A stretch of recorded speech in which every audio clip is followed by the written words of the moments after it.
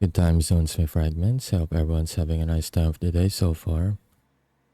Okay, so we're back and we're continuing the sandbox mode that I've started last month. I haven't been able to continue this last week, so thought I'd get back to it and put some more stuff in the experimental park I'm building.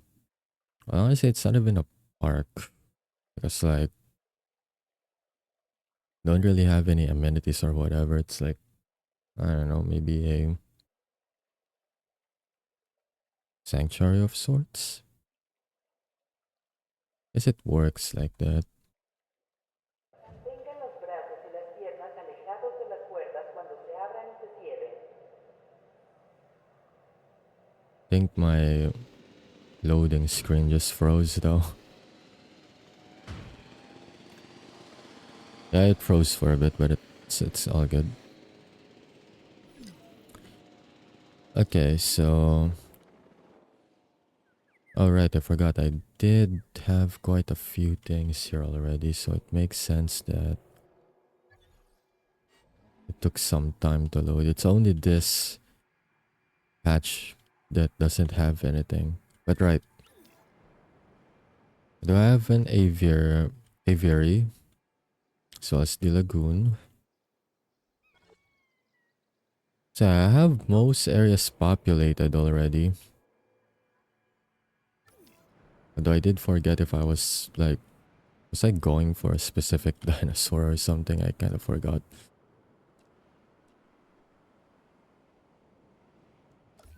Because I only recall finishing last stream by adding more of the little bat thingies. The Gehelopterus. Still don't know if I pronounced that correct.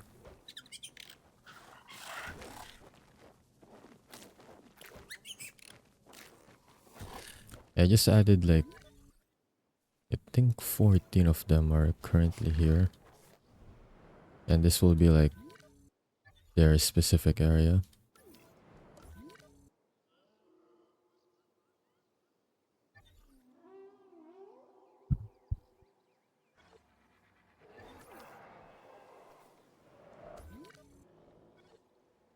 I really am not sure if I was going for a specific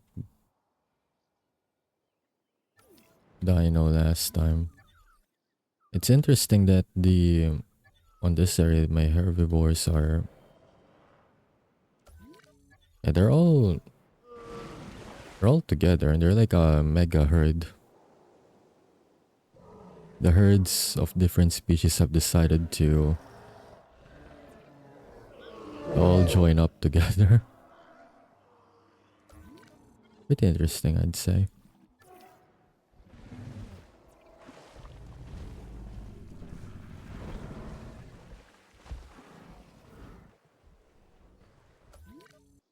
Considering that it's only this area that, well, I guess they're kind of splitting off now, but they aren't really covering a lot of ground. Although they're gonna start to do that more since up until this half of the map have their needs. Last time they were only like roaming on this area because I haven't expanded all the way over here. They're just kind of clumped up together on this side. But yeah, they should probably start spreading out more now.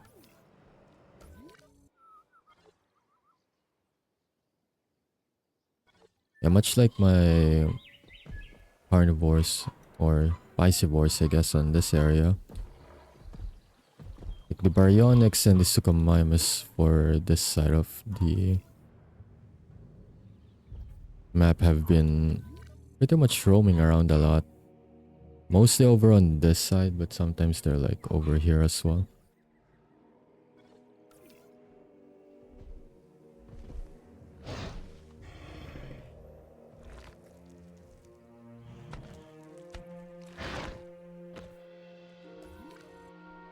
The oviraptors are still in the center. Alright, I almost forgot about the Meg. Do I have a single Meg in this lagoon area I have? It doesn't like any species. Doesn't really dislike any species either, but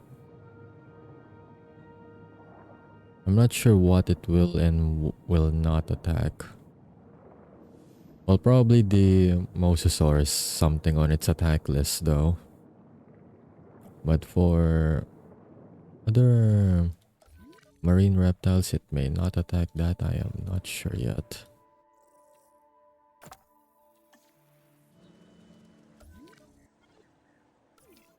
Let's see if the exchange has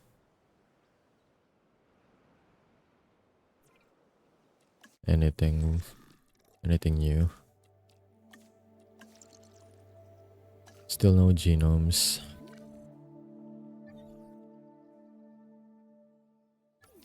Okay, since I can't really remember what I was like, if I even was trying to like do something last time, just gonna go ahead and look at my current available complete genome dinos. See if I can add more herbivores. And I already have a Stegosaurid, so I need to be careful with that. Don't really get along with most armored herbivores. But then again, if I put them over here and just keep the needs on this side, I don't think they'll go out of their way to engage the herbivore they are not on good terms with all the way over here. Oh yeah, we'll see. So far I don't have any ceratopsids. We can start with that.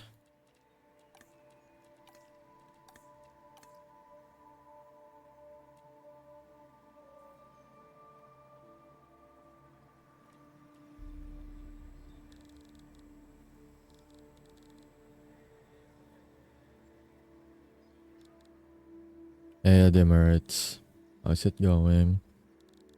Hope you're having a good day so far.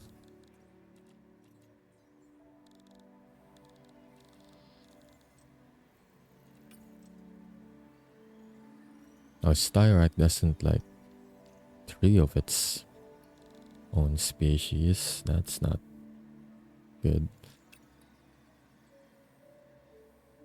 Sinoceratops is way worse with 4. Pseudoceratops only has 2 and Triceratops has 3, although I don't have a complete genome for that. Torosaur has 4. Why do armored herbivores don't like members of their own species too? I'm really wondering about that, to be honest. I say, hey Pat, how's it going? Woke up and straight to work. Damn. Well, good luck with work though, Demerits. Is that the same for you as well, Pat? I mean, both of you just woke up.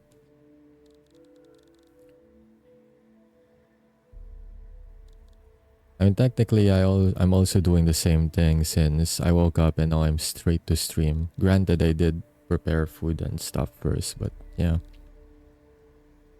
No, I'm being a degen. Oh, right, it is. No, it's not really that late for you yet, although it is nighttime, that I am sure of. Although considering you work night shifts, you definitely would sleep early, I think. But yeah, it's all good though. You can stay up and be a degen with no sleep over here. It's all good, man.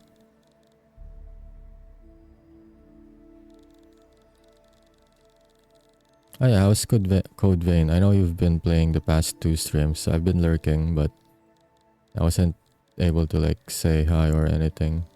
I'm that busy now where I just lurk tab and then go back to what I was doing.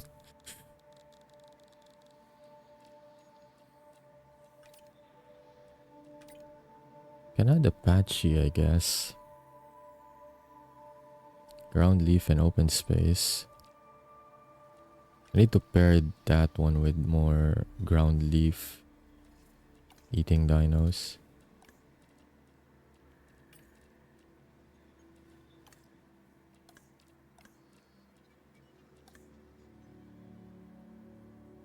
Okay, so Nodosaurus fits that bill. And they like Ankylosaurid, so that works. Polycanthus also works. But do I have like the actual Ankylosaur?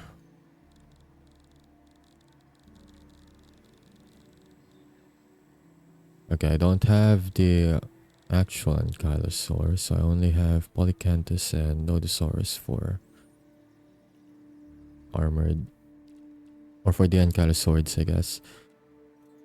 You know what, let's get Polycanthus, I'd say. I've been using a lot of Nodosaur for the other campaign, but I haven't been using Polycanthus much, if at all.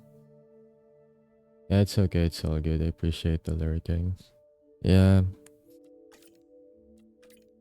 If I open Twitch and I see friends streaming, then I do lurk.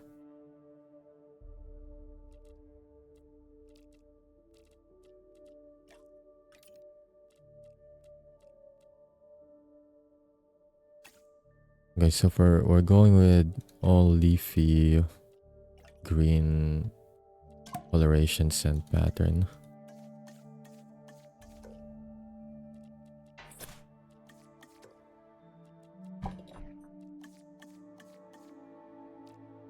The other herbivores already camouflage with their surroundings with how green they look, so I'll keep the trend. By the way, Code Vein is chilled so far. The mobs are kinda annoying. Yeah, true. I played that on stream last year. Granted, I never finished it before I went on hiatus, and I didn't finish it when I got back because I finished it while I was away and not streaming. But if you excuse me, if you, I don't know if you've reached the cathedral yet, but once you're there, yeah, I am wishing for the best for you. If you have a good sense of direction and pathfinding, you'll be fine. If you're like me that gets confused and lost a lot, you're gonna have a bad time. You know, I had that much of a bad time with it that off stream I asked one of my friends to basically carry me through that level. I just can't. I really couldn't.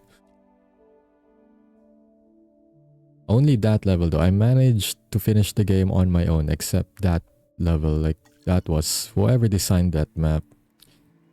I'd be questioning their sanity. Or better yet, well, like, what kind of stuff are they using? That is something.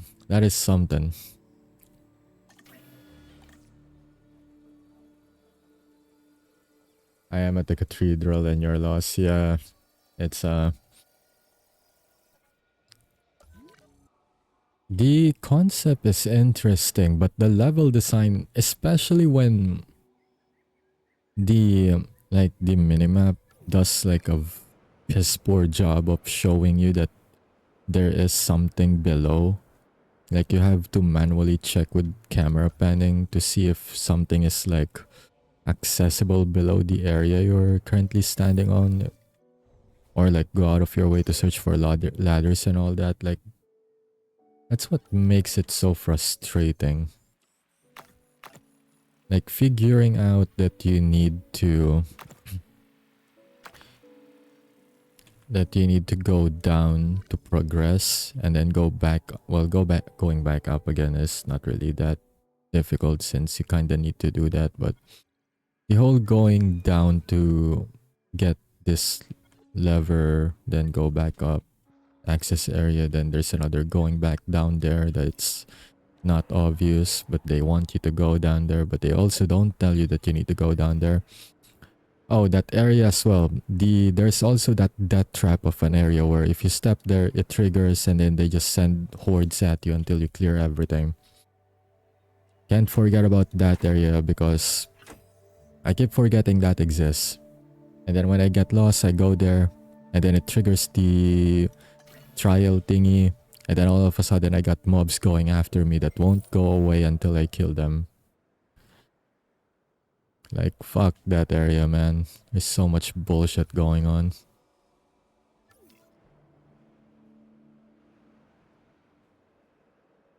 You know, that's funny though, Pat, because technically I would be that person too. Both the one talking and the therapist. Well, technically speaking, I mean, that's not what I'm trying to get a license for since there is a two-step process to that, but technically I'm already one half of the path there. It just depends on whether I want to pursue that once I get my psychometrician license.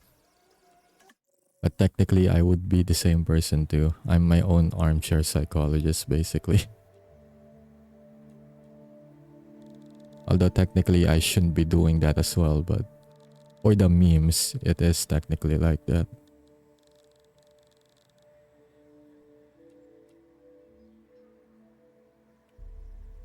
Hey, at least it gets me yapping though. I'm not really the yappy type. There are days where I'm just like saying not much, if anything at all.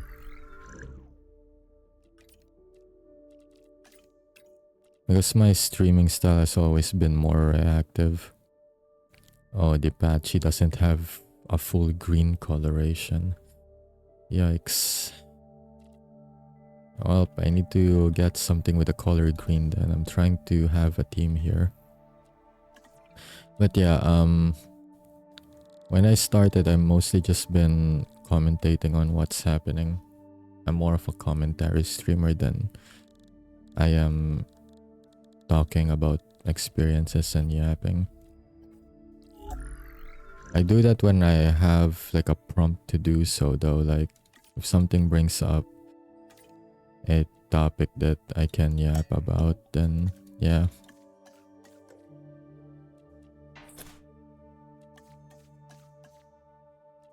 Sticky Moloch has an all green coloration, so that's good at least.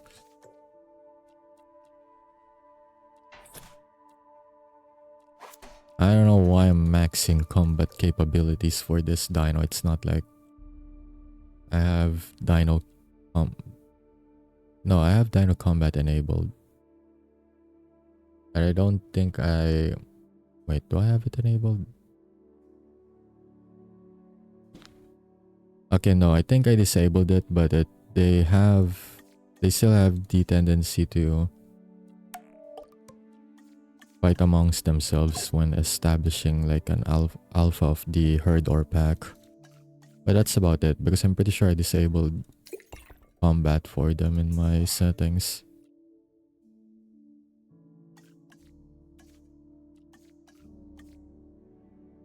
I did not disable them going after people though, just for the funsies if somehow miraculously one of them decided to break out and terrorize people.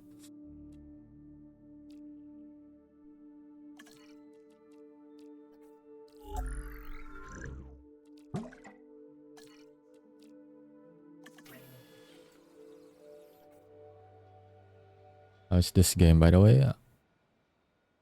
I'd say if you're a fan of dinos and like park building, management, simulations, all that, it's pretty fun. There's a counterpart for that if you prefer like zoo animals better. And That's called Planet Zoo. It's from the same creators as well. It's from Frontier, same developers who made this game. This one's more suited for people who like dinos. I'll be honest, I don't really care much for the plot for Jurassic Park in general.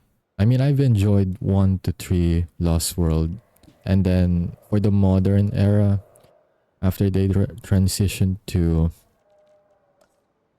I can't find where the freaking rails are. When they transitioned from Park to World, it's only the first one, Jurassic World in 2018, that I enjoyed. Dominion, Fallen Kingdom, and even the new one that released.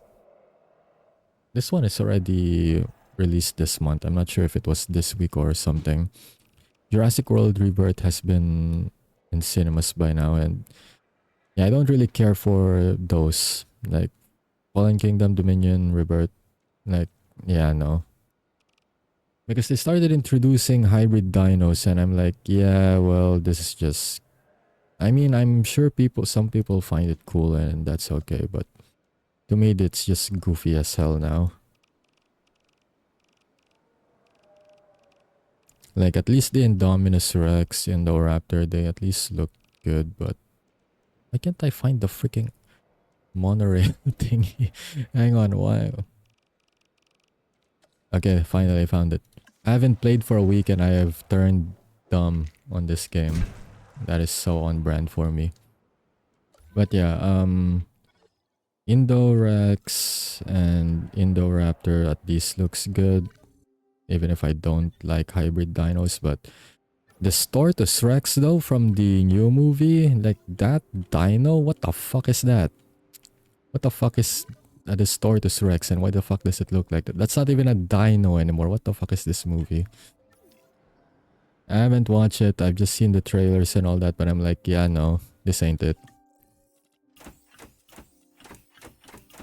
I'm just playing the games and sticking to actual dinos that existed.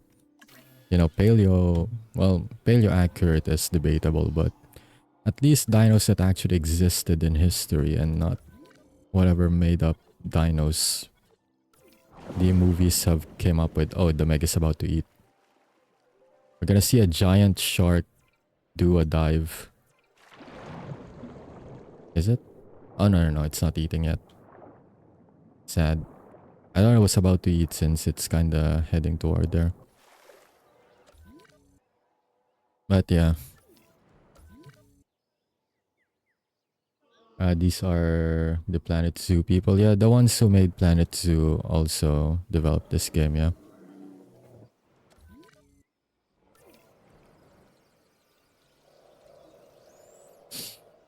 I was tempted to get Planet Zoo. There's one thing that uh, steered me away from that game. Apparently, park building in Planet Zoo is very tedious. To the point where people prefer this game, or at least certain people prefer this game over that, just because it's easier to like build a park. Because in fairness, most people, including myself, just wanna build a nice park with simple mechanics. We don't really need the overtly too complicated. We can have complex stuff, but we don't need to make it so complex that we can't really do anything that we want anymore. Because that's like the chief complaint for most people with that game. Like it gets complicated to the point where, alright, well, we can't even do things that we want to do anymore.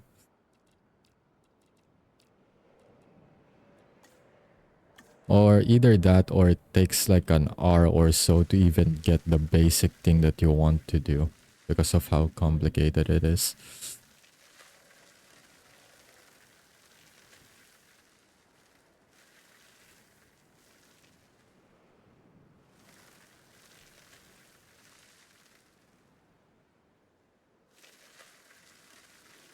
Asset has been collected.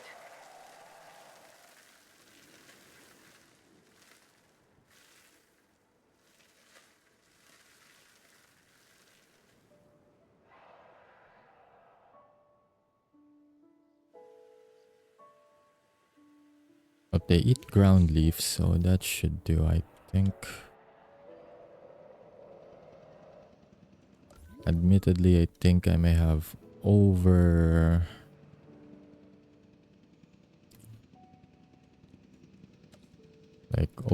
it with this area. Now the split is a bit uneven. But at least it gives them more area to roam. Problem is, since I didn't turn off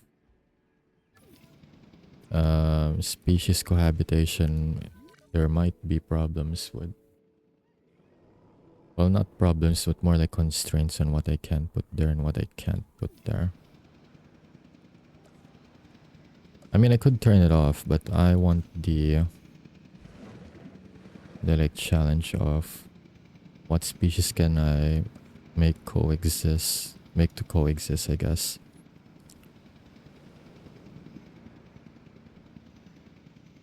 That, and it also lets me like use dinos that I normally don't use either, since it does put limitations on most of the ones that I'm used to using in the campaign and chaos theories. This is the Polacanthus, and it's covered in armor plates and spikes.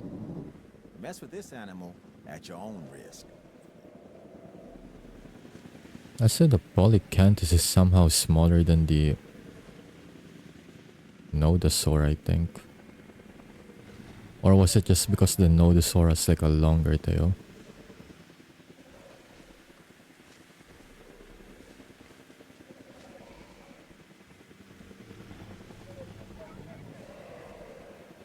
Okay, so they're settling in nicely. They need more open space. Asset has been transported.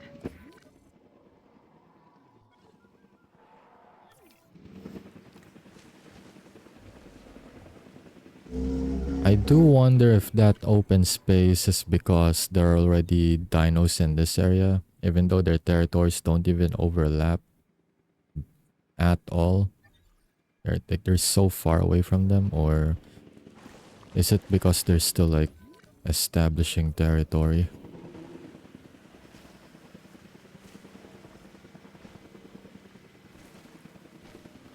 Okay, it's increasing a bit. I think it's because they are establishing territory. It'll just take a bit of time. Asset delivery confirmed. I think these are pretty cool games to watch, but I'm not for the management game. I mean, it's fair. We all have our like preference to our games and stuff. I mean, I'm also kind of the same with certain games. Like, I can watch people play Souls-like games. Granted, I did play Code Vein, but that's like the first and the last time I am playing a Souls-like game, because I don't have the patience for those. Like, they require so much patience and finesse on how they play, and I am the exact opposite of that. I can watch people play it though, definitely, but those games aren't for me. Management and simulation games are fun for me. Like, even if I can't build the most aesthetic or the most pleasing, like, and well, for example, in this game, it's a park, or for other games, it's like a city or whatever. Like, even if I can't build like the most nicest looking whatever it is that I'm currently building, I at least find it fun. Heading to pick up the asset. En route to It's like a collect the zen mode for me. asset. Adding to the list. I just put stuff in, watch said stuff do their own thing, like dinos for example, and then I'm good. I don't even need to control them. I just watch them do their thing, like this one.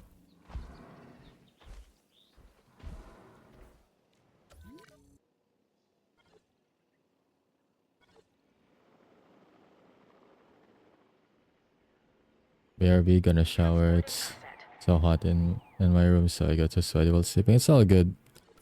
Take your time, man, and have a good shower. Yeah, it is summer over there. Which is the exact opposite of over here now since it is rainy season here. Oh, snap. Interesting. The oviraptors haven't ran away from this area. No, they're actually eating together. Well, not eating together, but dude's literally Asset in transit. treading life or death there. Literally walked in front of the Spino. Spino could have literally just decided, yeah, you're going in with the meat. Oviraptor is so damn small in comparison. It could also fit literally in the Spino's mouth.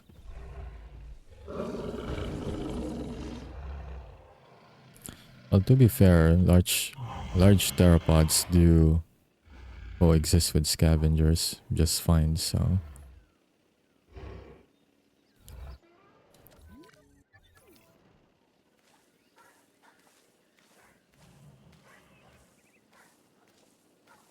Although I am curious why in like campaigns and other stuff that I played, like even though scavengers coexist with large theropods just fine, they still run away from them. It's not like they don't fear them, so I'm kind of surprised seeing this guy literally just walk in front of the Spino's mouth like it's nothing.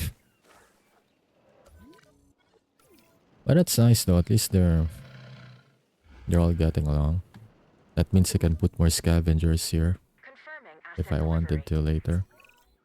This is the Stygimoloch, and it is one hard-headed dinosaur. It has an armored dome crowned by horns. Despite this, it's a social and relatively docile animal, unless threatened.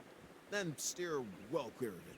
This dinosaur can do a number on its enclosures and bash its way through any number of obstacles. Take that into consideration when you're planning its environment. I don't think it has to worry about that. It has like all the space it needs. I mean, if you're looking at it from their perspective, it's like a very vast and wide plains. Well, not really. There are trees around. Asset transportation in progress.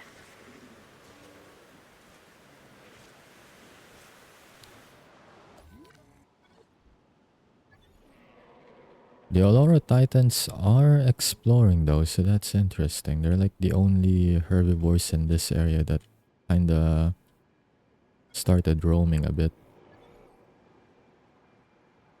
They also expanded territory here too, so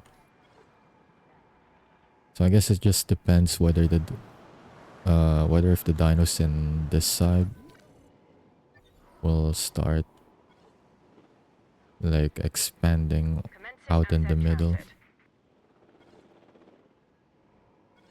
Yeah, the Aurora Titan has like a very big territory now because they chose to expand all the way out in the middle.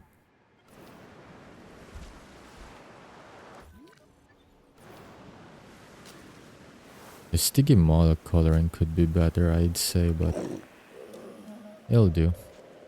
This kinda looks like they have a green burnt mark on their backs. Asset transportation complete.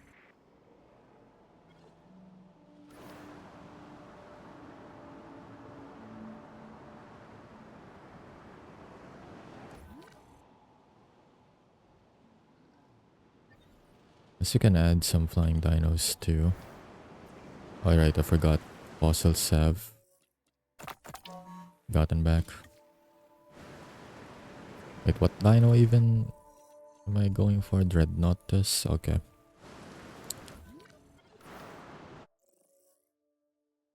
Let's see. Dreadnoughtus. Anything on the exchange yet? Nope. Okay. Rip.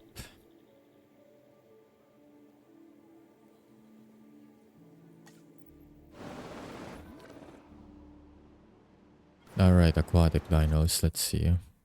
I only have Meg, so never mind. I will just keep it to 1 megs for now. I do have some other flying dinos though, I think.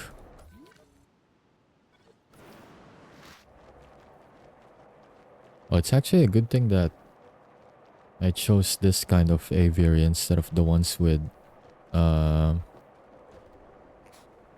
metal bars for the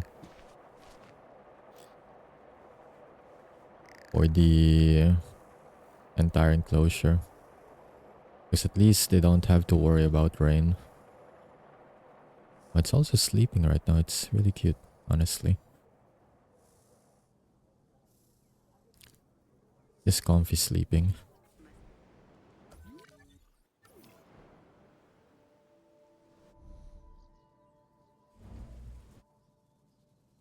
Asset transportation underway.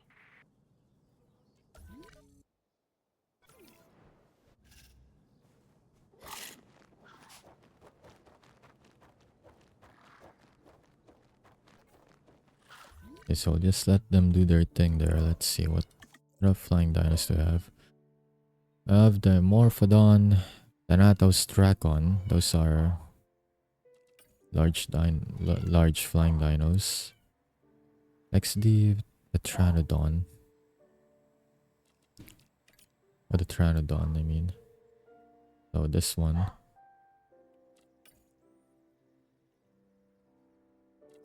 Okay, we can get a Thanatos Dracon.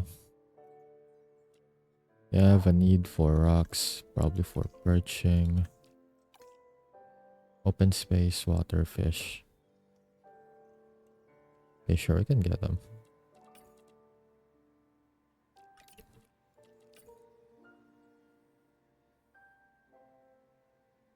I feel like for the largest enclosure, I would rather get a Quetzal there because they get along with like 4 different species.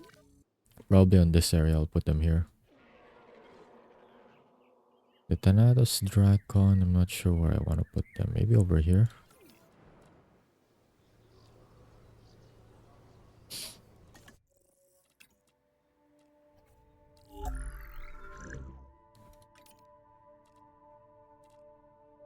Let's see, what kind of coloration would be good?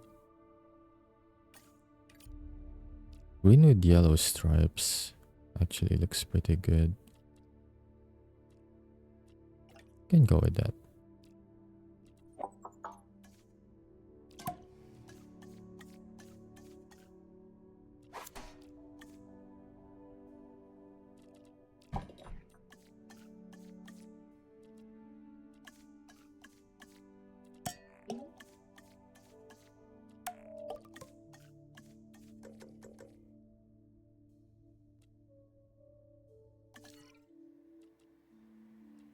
Okay, so their minimum population is at least 2. How many eggs per batch do I get? 1 to 3. Okay, that's good. Okay, we'll let that do its thing, and then let's check on my herbivores. Okay, so the last Moloch is being transported.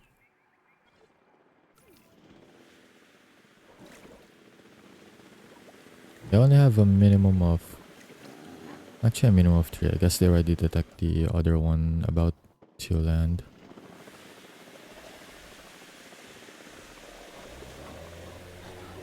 Okay, so far so good. They're all doing well over here at least.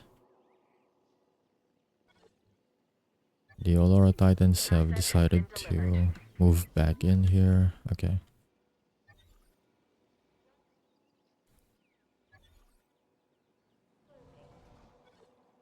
Maybe I should start building on this area now.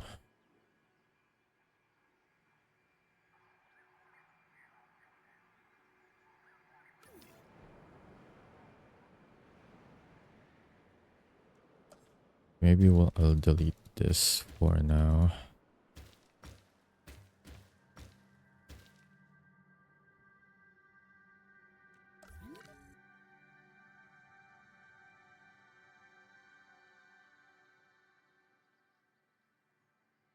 Transportation underway. I have an idea, but this will take some time. This is of course if I actually get everything aligned.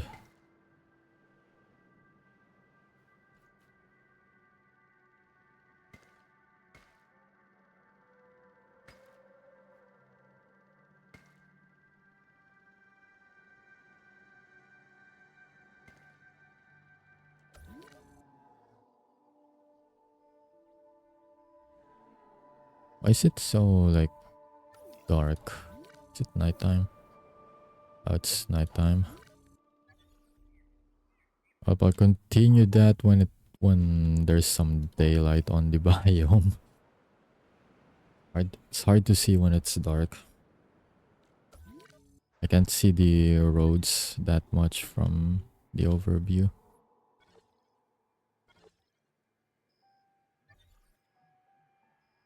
Okay, so Thanatos Dragon is almost ready. All from synthesizing anyways. Let's get all 3 of them.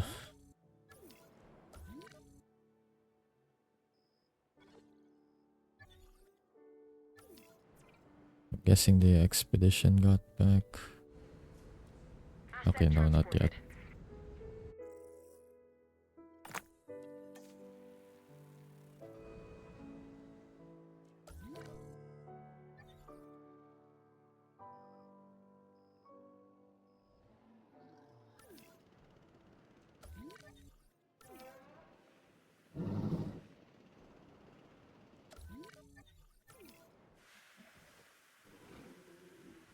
It's actually a nice view of the moon though, not gonna lie.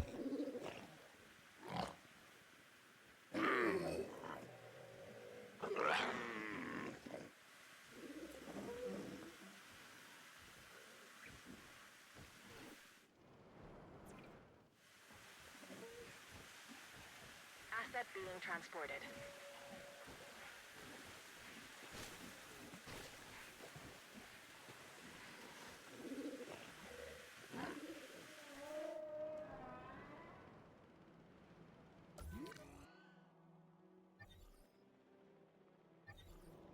Alright, I have more than just 3 that I'm bringing in there.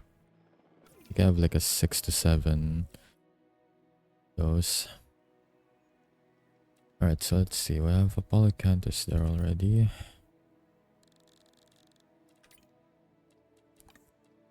Was it only the Taurosaur that... No, you actually don't like 4. I forgot which Ceratopsid is more accommodating. Alright, a Pseudoceratops. It's Penta and Chasmosaur that you don't like. Although I've been using a Pseudoceratops a lot though, so...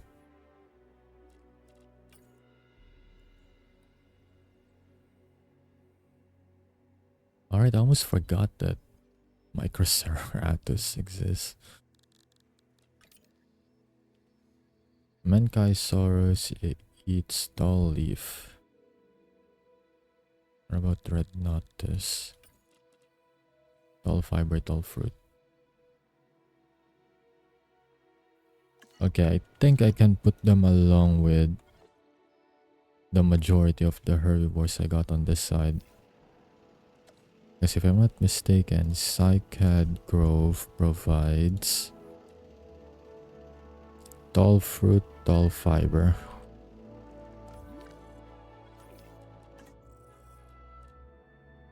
Yeah, they like tall fruit, tall fiber, so yep. That'll be the sauropod that I'll put on this side.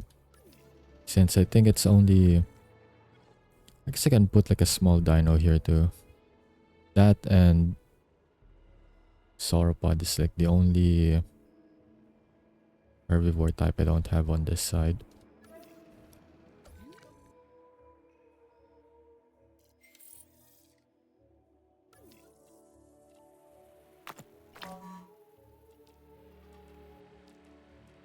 Okay, that should finish this, I think. Yeah, the last 3 of Last 3 fossils should finish the genome. Okay, what do we go for next?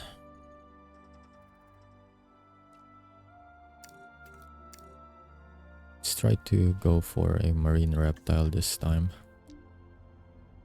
Stegosaurus, Elasmosaurus, Pteranodon or Pteranodon, Sternbergia, Quetzal, or I guess I can go for the Quetzal now. Yeah, I'll go for Quetzal, sure.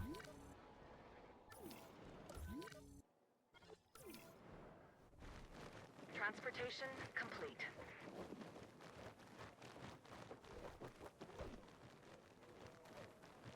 Like how there's still one person in the viewing gallery. This like, to be fair though, it is nice to have like the moonlight viewing of these little ones. Although most of them are just currently sleeping.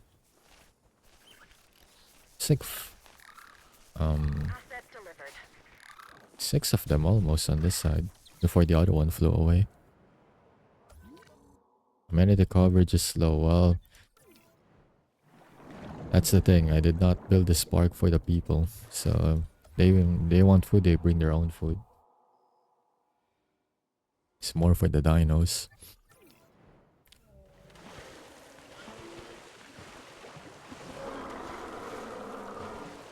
It's not even a park.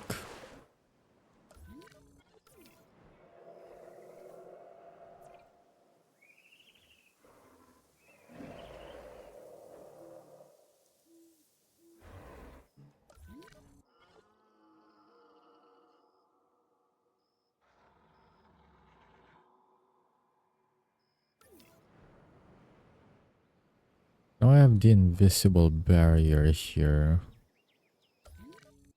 But would it cause them distress if I put carnivores in this area? Instead of only just going full herbivore?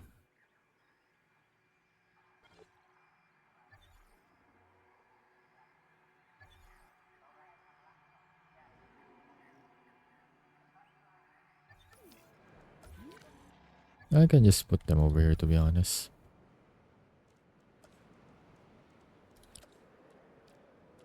We'll see though.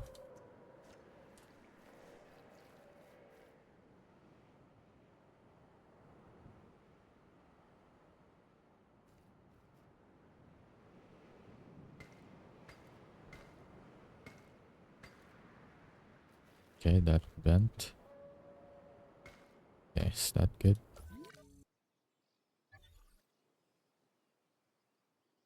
Okay, the lighting's better. So far, it looks good so far, yeah.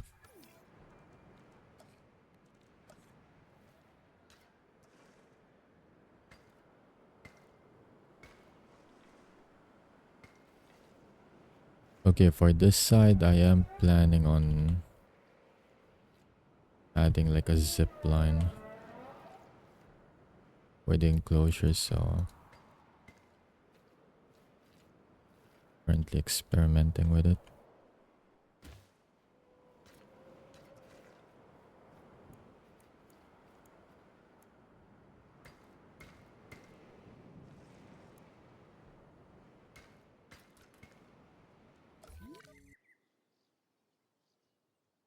There we go. That's a nice aligned square at least.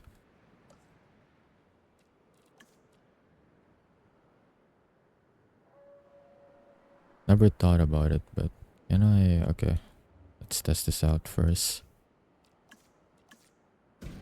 I build a line of invisible fences. Can I actually attach it? I can attach a zip line. So it is compatible. Okay. I guess I don't have to worry about invisible fences not being compatible with viewing galleries and all that.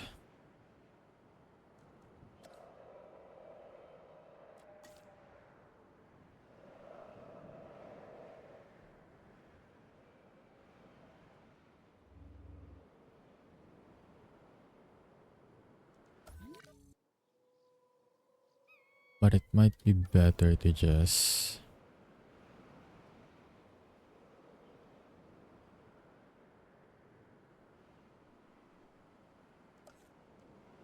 build like a stone fence too.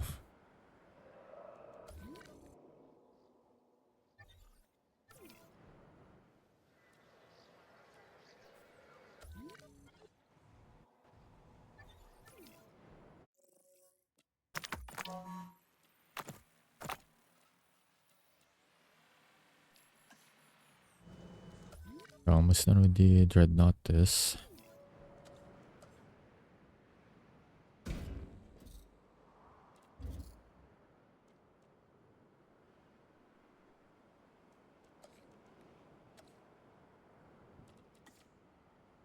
Okay, never mind. We'll go with invisible fence instead. I have something in mind. Just hoping it at least works.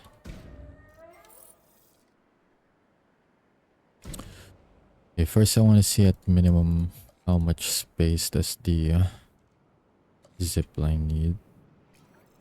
Okay, that much will do. Problem is it can't reach too far. About only by that far in the first place.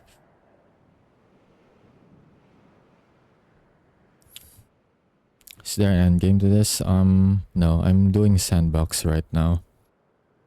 So I can pretty much just do anything I want. If I'm playing the Chaos Theory and the story mode, which I've all finished, I have like 20 plus at this point. Well, maybe not 20 plus, but definitely 15 plus Jurassic Park pods. But yeah, most of those I've done the story and Chaos Theories. Those at least have an end goal, but Sandbox doesn't have any end goals. You can just do whatever.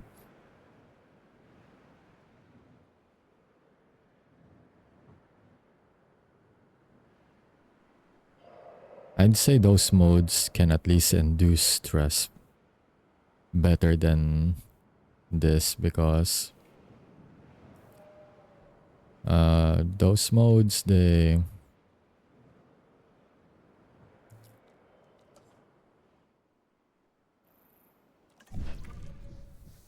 depending on like the restrictions and the limitations of the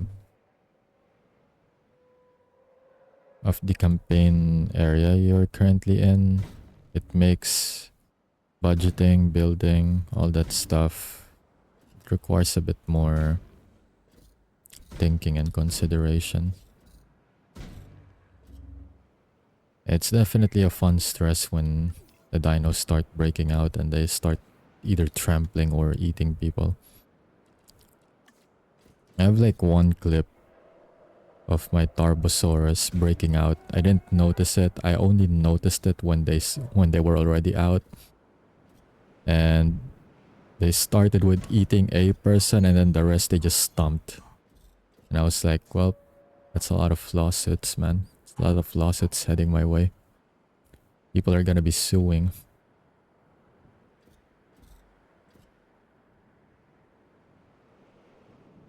To be fair though, they should know the risk. If they go to the park with prehistoric dinos being alive and all that, they should know.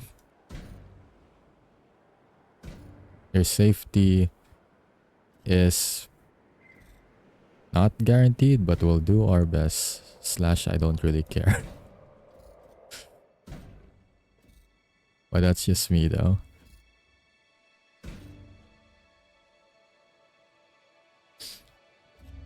That's cool. I feel like playing this game would make me sleepy. I mean, to be fair, it's very calm atmosphere-wise. It's not really the most like engaging or stimulate. Well, it stimulates the brain for creativity, but not in a sense of like action games or FPS games where they also like give you adrenaline and all that. Or Souls-like games, they also pretty much do the same. Probably even more than that, since they also make people very very upset at times.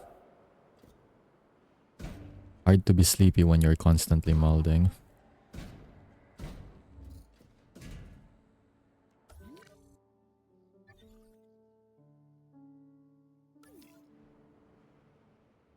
Okay, so I'm scrapping the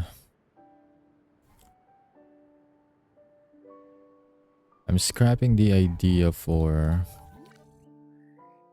zipline.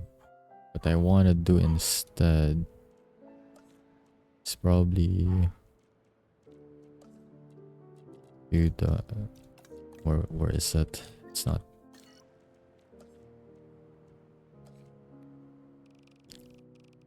Wait, where is it? Enclosures.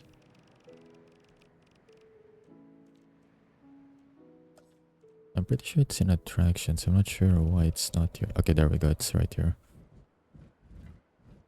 Right, this. Since I did find these viewing galleries really interesting. And they also blend in well with the surroundings too. The viewing range could be better. I mean, I kinda understand why it's like that, but really blends well with the surroundings.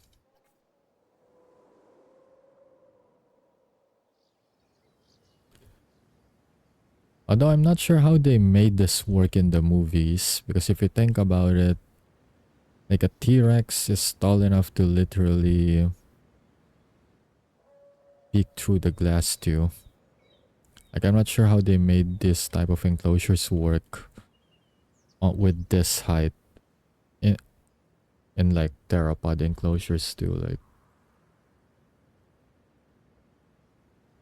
Like not even theropods, like even if you put them in sauropod enclosures, like who's to say the large long necks won't, I don't know, attempt to like attack it if they, because it's currently shaped like a log, right? What if they think it's an actual log and try to step over it? That glass will freaking crack.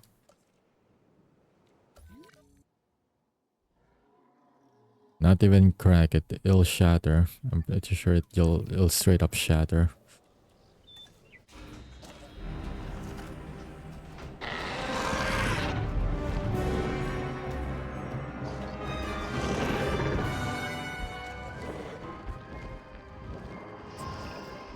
I've been trying to brush up on my Greek lately, and you know what? I think it's going pretty well. As soon as I heard we had a Thanatos Dragon, I was like, great, a dragon of death. And it slowly dawned on me what I just said. So, you're good to look after this one, right? Hmm? I mean, I can't afford for this to end in tragedy. To be fair, the translation of their name is literally Death Dragon or Dragon of Death. Thanatos Dragon. It's a really intimidating name.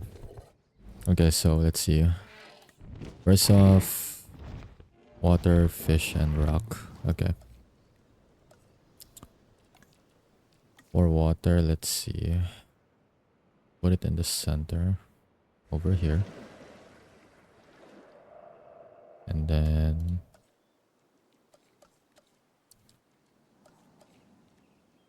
where's the feeder?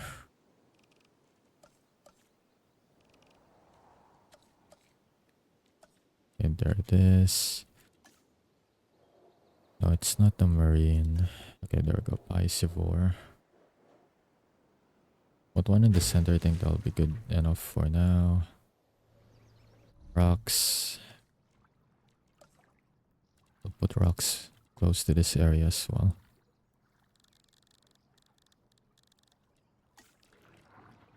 Okay, so we have a big one right away. We'll put it. Alright, I don't have viewing galleries on this spot, but we can put one here.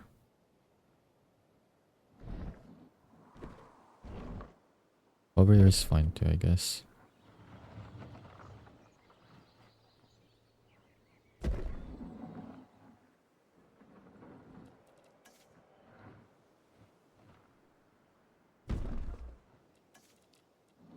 Then we can put like some... Oh, that's not a small one. Put some small ones together.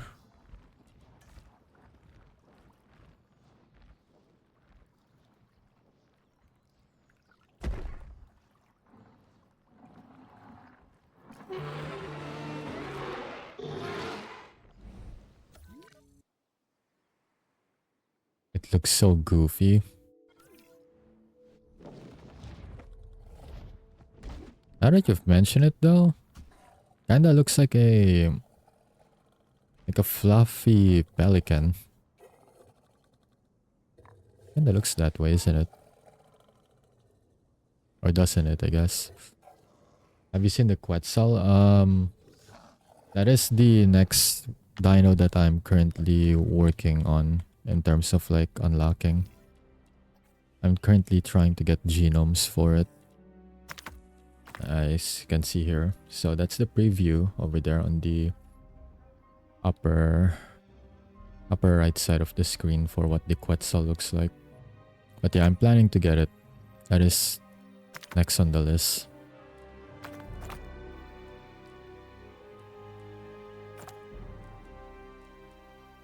It's the only thing that kinda upsets, well not kinda, it does really upset me in this sandbox mode, that why can't they just let me start with all the genomes unlocked?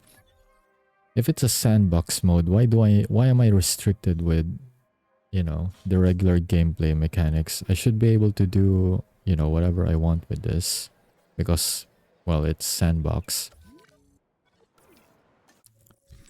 That's why I'm not like able to put most of the dinos that I want yet. I'm just mostly working with the genomes that I have available. I mean, it's cool. It let me put some dinos in that I normally don't really use in campaigns and stuff. But still, I don't want to do the tedious search for this genome, this fossil, and whatnot. Or I guess fossils and then synthesize to get the genome, I guess.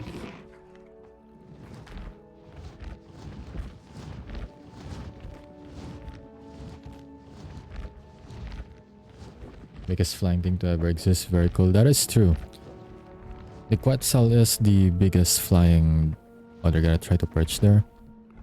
They made it work. Somehow. Okay, maybe small rocks. Not really the most preferred for these flying reptiles, but that is so funny right there. They're just clipping.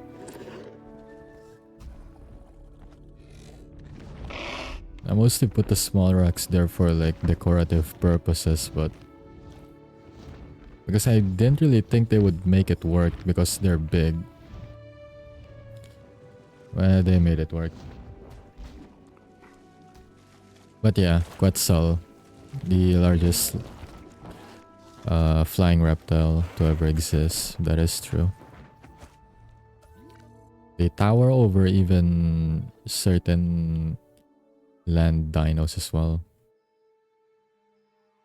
Like they're that big.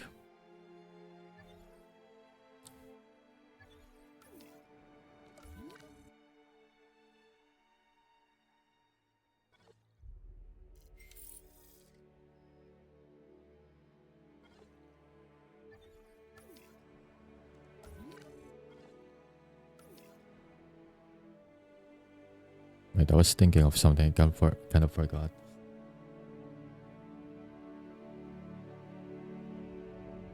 My brain's already going kaput, and it's only been an hour on stream. It's not been that long yet.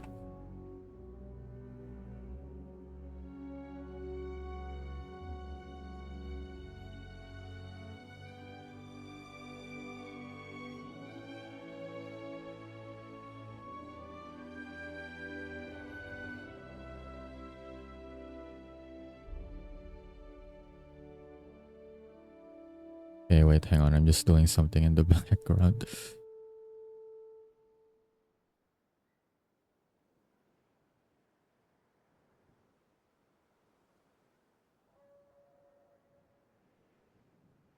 Okay, that's good. Anyways, I just looked it up. Okay, are you sure you can turn off research and expeditions in the settings? Well, I can, but if I'm not mistaken, it limited me to... Hang on. It limited me to certain things the last time I disabled it. I did disable research.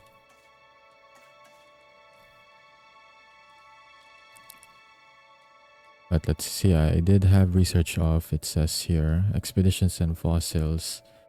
Okay, I can turn it off, but it won't really like...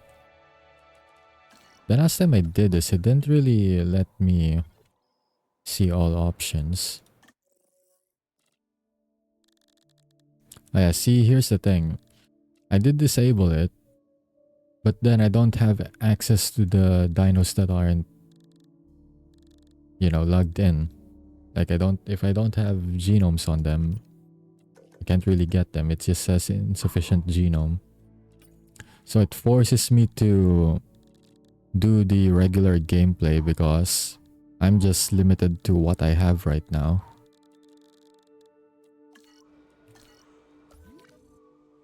Because the only dinos that are available for me right at the start, if I have it turned off, is the hybrids. And by hybrids, only two of them too. It's just the Indominus Rexin and the Indominus Raptor. And I'm not even interested in those dinos to begin with. So I'm stuck with dinos that I don't want to use. But if I don't use those, then basically there's no dinos available for me, really.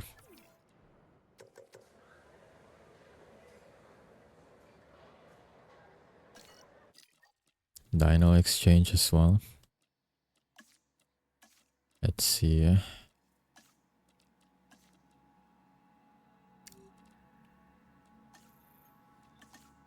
So off the exchange of the expeditions and fossils.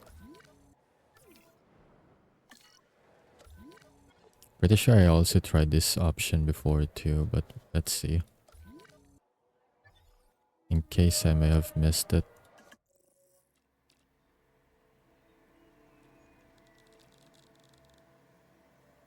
Huh. So that's the combination that actually works. Or did I only do one over the other? Is that why it never worked out to begin with? Man, it has been like a busy month. I can't even remember what I did with the settings when I first started, but I'm pretty sure I like tried to do all options that I could think of. Well, either way, it worked now. Thanks for that though. Appreciate it. I just find it odd because I'm pretty sure I did it as well. Apparently I didn't if I'm stuck doing the long way around until you've mentioned it. So I guess I never tried, but I don't know. Still, thanks though. Appreciate it. Saved me the trouble. Alright. We can get Quetzal now at the very least, so... Let's see. What? Should we just... Oh, they don't have pattern colors. Oh, we can... Let's see. What color is the grass? Should I make them blend with the grass?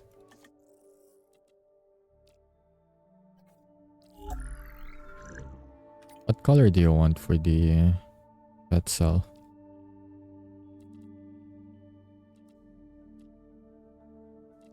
Can even have them. I like how it says Amazon rainforest, but then it's purple. I'm pretty sure. Well, I can't be 100% sure, but I'm pretty sure there's like purple coloration there is mostly reserved for animals that are poisonous. I forgot the term for it, but there's that term that the more colorful they are, the more poisonous they are, or something like that. Or they're just poisonous in general, because that's like their way of warding off predators. So, and I'm pretty sure the Quetzal is the exact opposite of that. So, I don't know about having purple coloration at least. I love my purple. You know what? Fine, we'll make it purple. Let's see. Oh, we can actually have secondary colors for it. What about purple and gray? Yep, purple and gray looks cool, I guess. Okay, we'll give them maximum tolerance, full fitness, accommodating, social, and humble. They got along with a lot of other flying species as well, so we're gonna have a nice diversity of dinos or flying reptiles here, because they like their morphodons, Tapihara, Sierradactylus, and Barbaridactylus. So they're like 4 other species. The question is whether these 4 actually coexist with one another too, because that I'm not sure. Speaking of goofy looking dinos, what about this one? Look at that mouth right there. That and the Tropeognathus. I don't know, but the Maradactylus looks far more goofy than this one. Still an interesting mouth shape, I'd say. Ayo, what that mouth do? I'm not sure, man. I'm not sure what those mouths do. They eat fish, but like, that's it. I don't know why you need that long of a snout though, or a mouth, but hey, you know what? Prehistoric adaptations.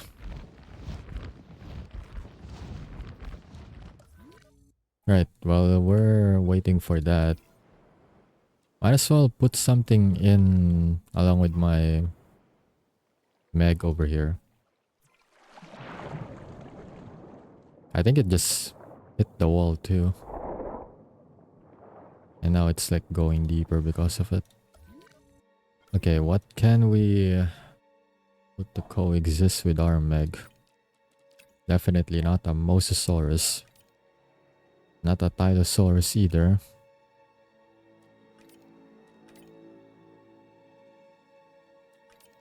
Kinda wanna put an Ichtio. Why is the music like this? Is it because of the Meg?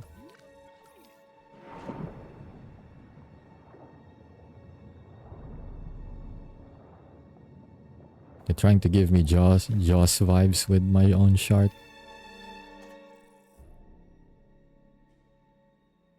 Hey yo, calm down game, it's just a sandbox mode. You're turning this into a prehistoric slasher movie.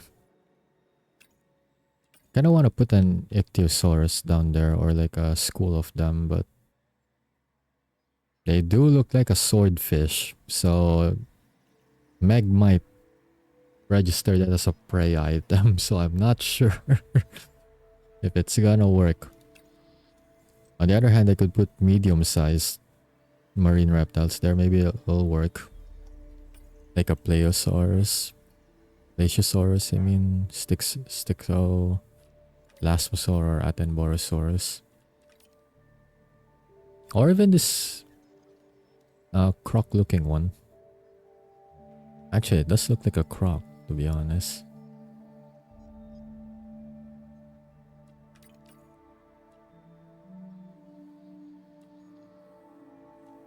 Well, we can start with the Plesiosaurus. We'll see how long or how well they...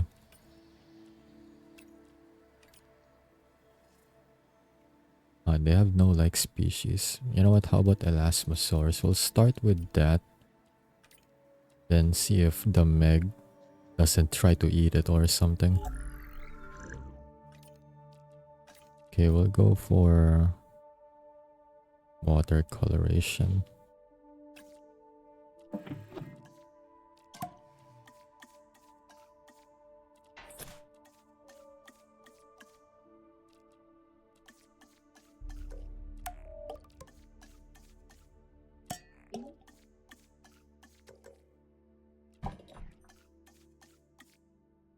Just in case, I'll give them maximum fitness so that if they need to swim very fast away from the giant shark, then at least they're not gonna get tired easily.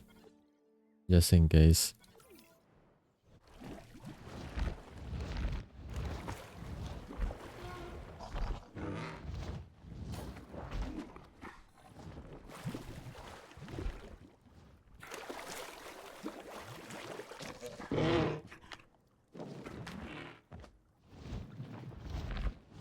Also, it's more of a beak than because I thought it was like more of a mouth, but like just really pointed. But looking at it from this angle, that is definitely a beak though. So they really are like pelicans, but if it make them more fuzzy than feathery, I guess.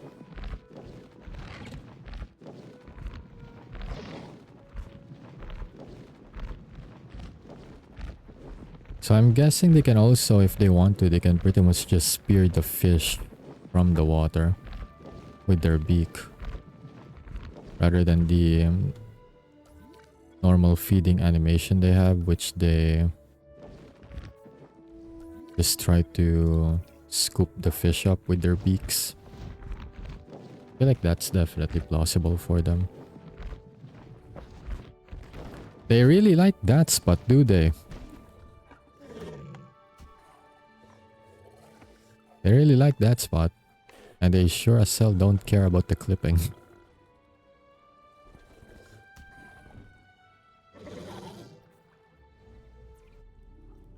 The other one was like, yeah, no, I'm good. I like space. I don't want the cramped rocks over there. Although, to be fair, only half of its body is perched. Half of its body is floating right now. They chilling for real? They definitely chilling. They're still sitting. This one's already done resting. They are still sitting there. Alright, well, never mind. I guess he just took a few test flights. You could have realigned your feet and your claw there on the rock, but you still sat in the same half floating position. And you're sleeping.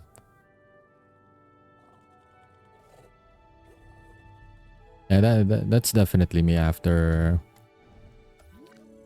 I like stayed up late for too long, and then I'm still awake when the sun's already brightly shining, but I need sleep. I can relate to that. Can relate to that. Alright, I forgot I was making a test enclosure here. I'll work on that later since I have most dinos unlocked already. Well, not most, every dino, I mean. Let's check on the Quetzal. They should be done synthesizing by now. Aggressive. You know what? I'm gonna synthesize a non-aggressive one. How about that? I'm not gonna get that one. I'm gonna keep synthesizing until I get a non-aggressive one. Accelerated growth, additional base. Because an aggressive one means that regardless of whether they tolerate a species or not, they're just gonna attack everything. They're gonna ignore their liked and tolerated species. Everything just becomes prey item to them. Either that or a threat.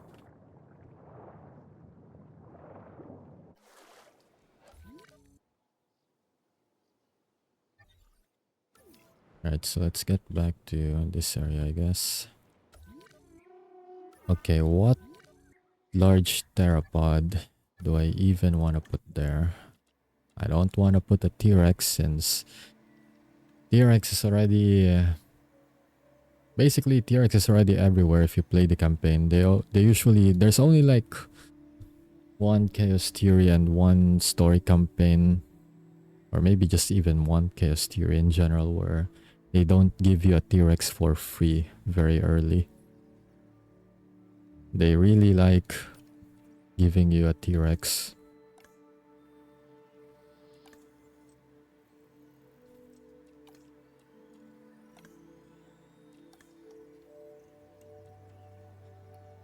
I'm just guessing this is a large theropod. I'm trying to check on the... because I know they have their classifications on one of these tabs. I just kind of forgot which one. I'm just gonna judge based on their appearance.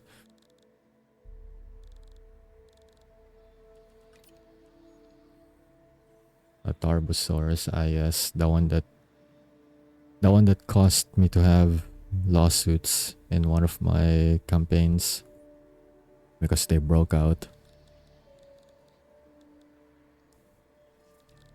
To be honest though, the Tarbo actually looks like a T-Rex, just with more like spikes around the body.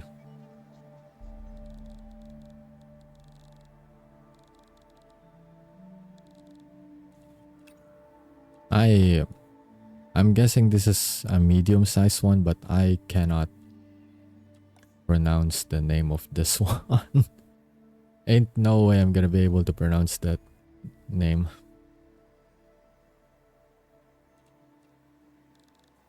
Looks like an Allosaurus though, because of the like protrusions on the head.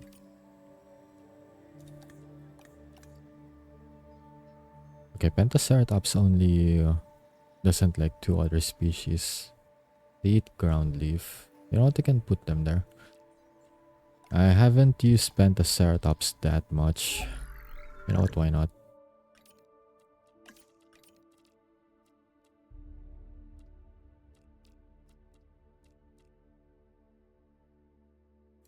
You can put that coloration.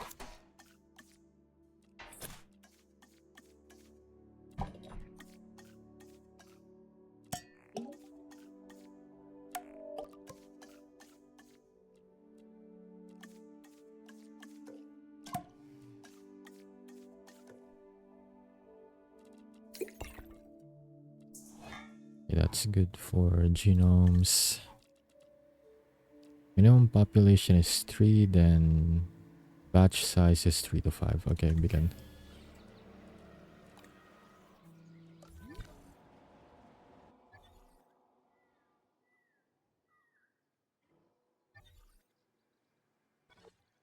White cell is available in 2 minutes. Thanatos Dragon are still doing their thing. Right, I forgot. Pteranodons. Okay, let's get some Pteranodons here.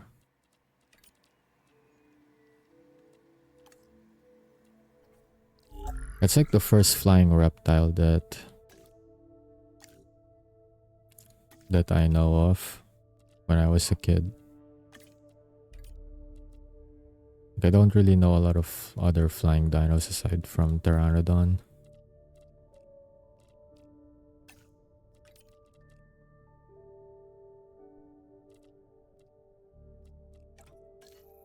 Alright, what coloration did I even give my Thanatos Dracon?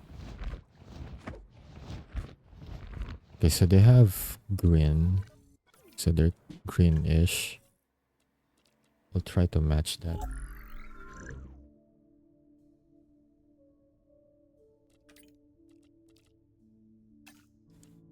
So maybe that value with the baits for pattern. That'll do.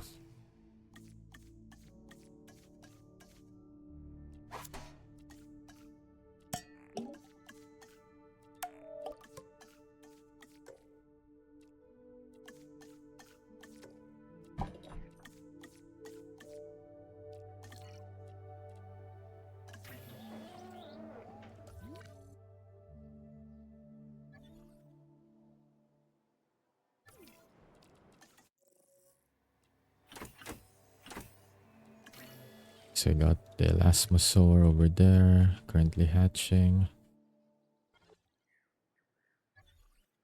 Quetzal still needs a minute for synthesizing. Pteranodon also needs a minute.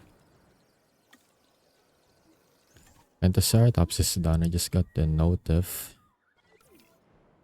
Alright. Let's see. Why they're aggressive? Well, I can only select 2. I'm not gonna select the ones that are aggressive. So I need to synthesize another batch of them. Oh, interesting. Now they're all on this side of the map now.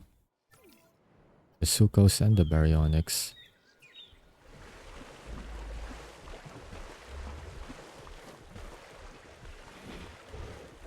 And that fish was just floating there for a sec.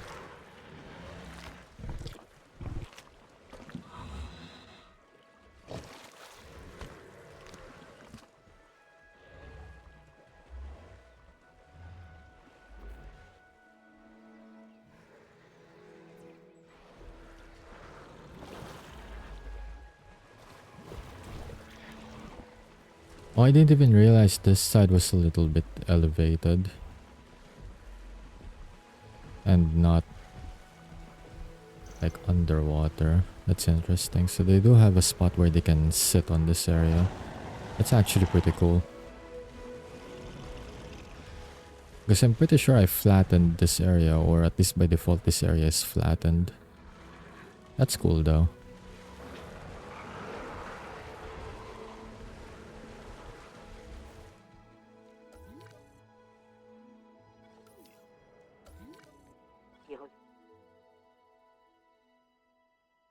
Okay, Quetzal's done synthesizing. Is it an unaggressive one? It is an unaggressive one. Alright.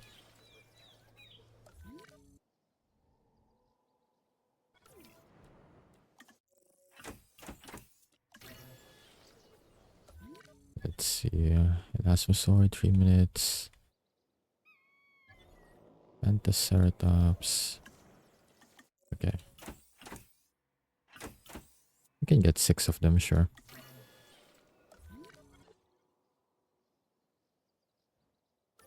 Alright, while I'm waiting, let's see. Alright, I don't even know what I'm gonna put there yet.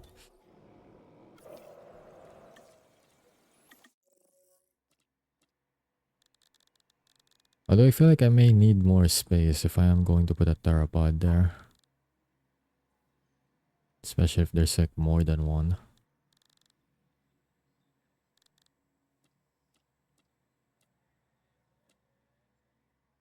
Let's start an acro with an Acrocanthosaurus then.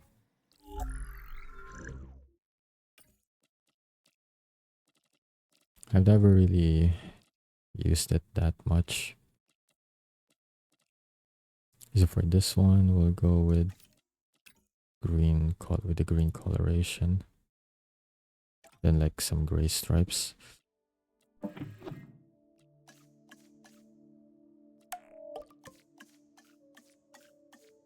Hello, Silver. How's it going? Hope you're having a good day so far.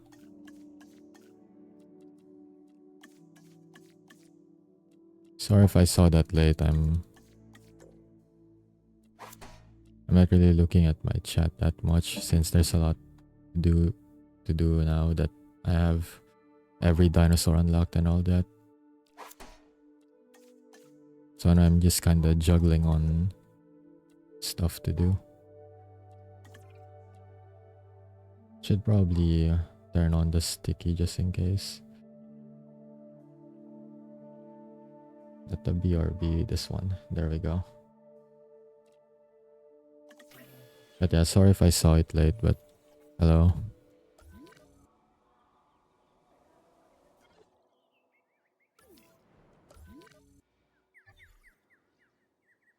Okay, so now that I know what to put here, not sure if this is enough space for it. Especially since I need to accommodate for environmental needs. I did maximize the genetics for it to be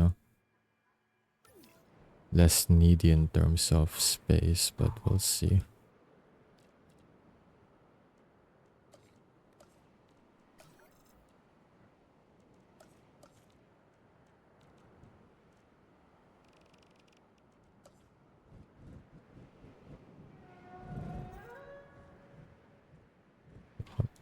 See if we can do this. Just have it aligned like that.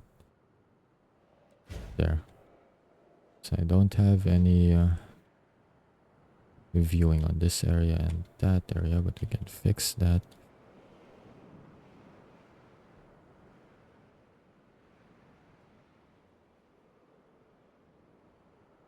I was thinking of either a gallery or...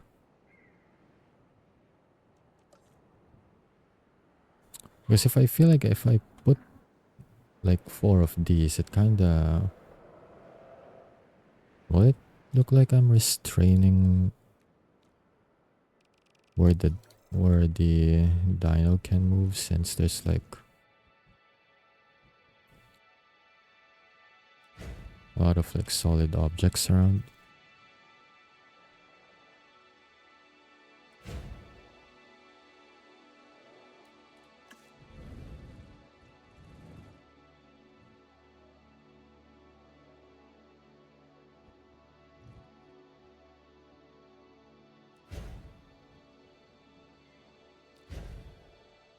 There.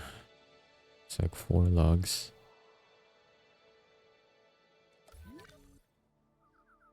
Is there anything done from the stuff I'm working on? Let's see.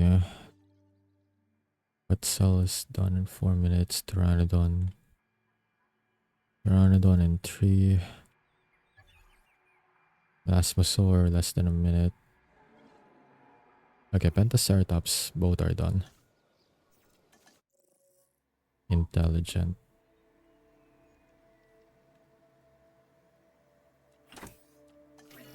Okay, accept that. Okay, so we got our Pentaceratops ready. Asset requiring collection.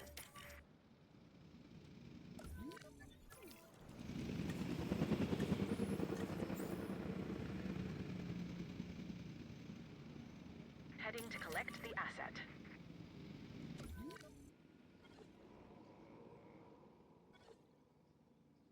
It's really the Aurora Titans that are exploring out of the area on this side. Or I guess the Cycad forest at this point. Transporting asset.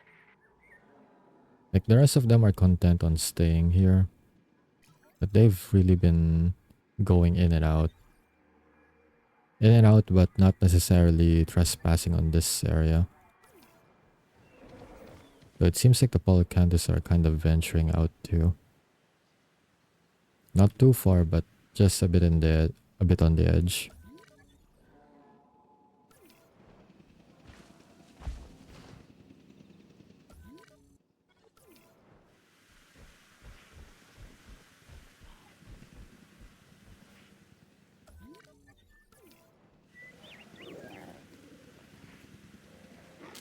Asset transportation underway.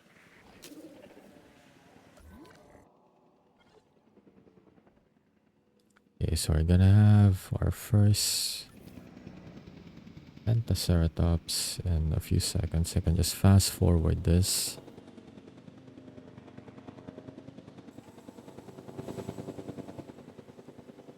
Transit has commenced. And there it is. Delivery complete. So the Pentaceratops here. It has 5 horns. 1 on the nose, 2 on the brows, and 2 extending out from its jugular bones. It seems excessive, but maybe it's necessary. They do have like a very interesting large frill on the head.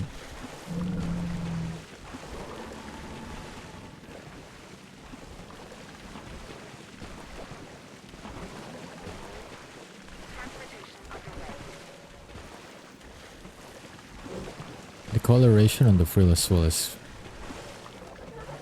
something.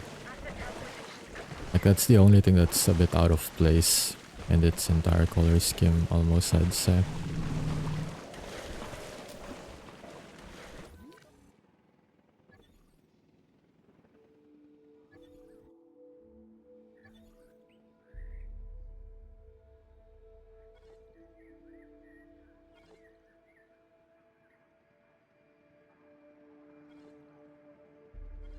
So far it's settling in, I think. Asset being transported. It's settling in. So I'll check back on them later, right? Because I think... Confirming asset delivery. Yep, I have more dinos and reptiles that are ready for release.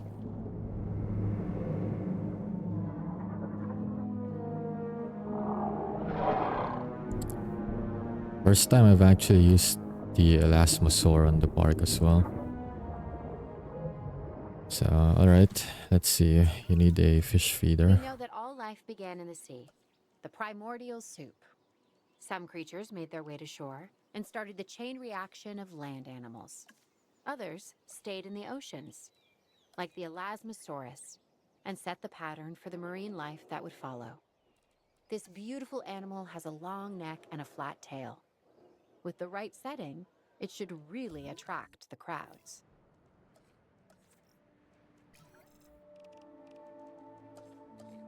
Well, except there's not really much of a crowd to attract since this isn't really a park there, Claire. I'm not really building a park, so... Would be, but not really the case.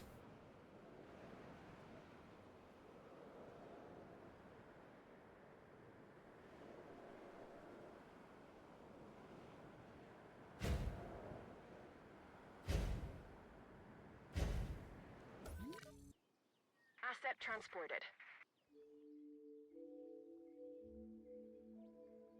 So I need one over here too, I'd say.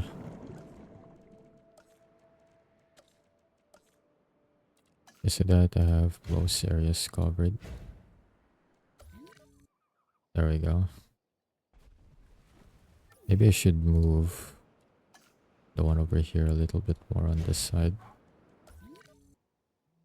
For better spacing.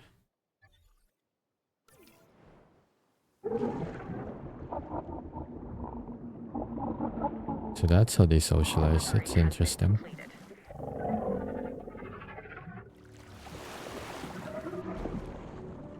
And they also go over water.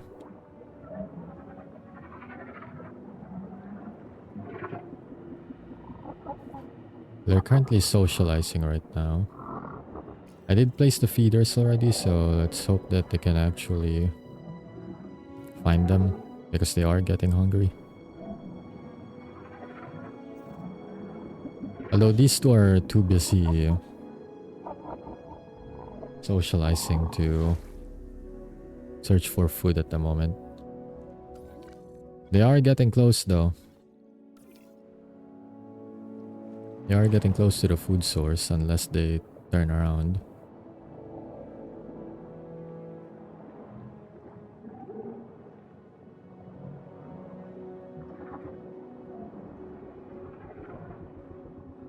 And they're still socializing.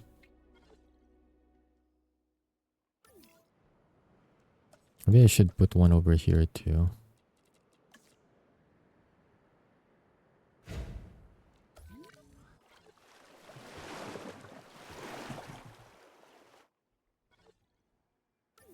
Okay, let's also do the same here. Just in case. One of them already started eating. I think all of them are good.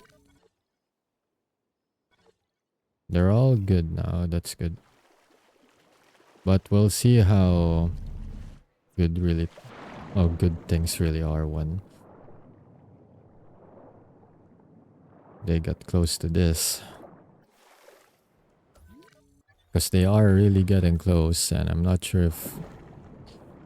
Well, the Meg should be neutral to them, but you never know.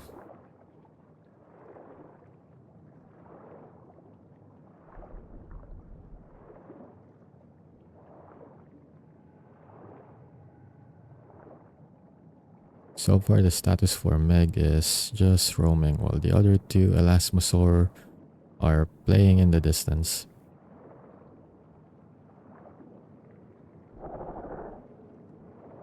At the very least, they're not afraid of the Meg.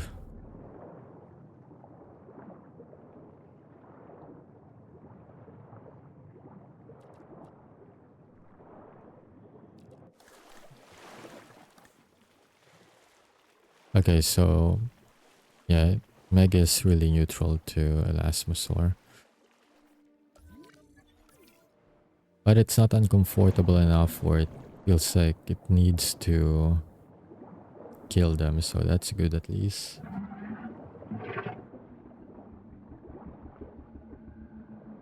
Okay, so they're all coexisting there, that's good. Right, Quetzal should be ready now.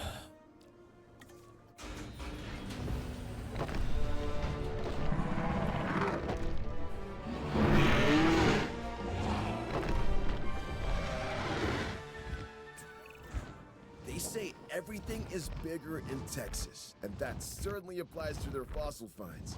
This towering pterosaur is definitely one for the record books. We're talking about one of the largest flying animals, like, ever. It's not a bird, and it's not a plane. It's a Quetzalcoatlus.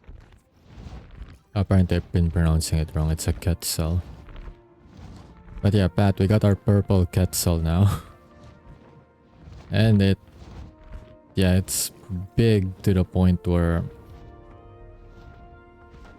the height of the enclosure doesn't even look that tall anymore because of how big it is. Okay, so let's see. Let's put some water here and stuff. Okay, it's already sitting at the center, so that's convenient. Then we can put the feeder there, right next to it. It needs rock and some sand, so can work with that.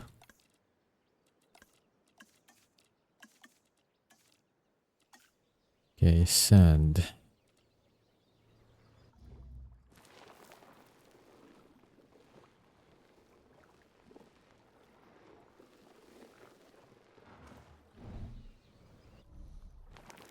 I can't see clearly above the glass, so I'm just gonna keep my POV close to the ground.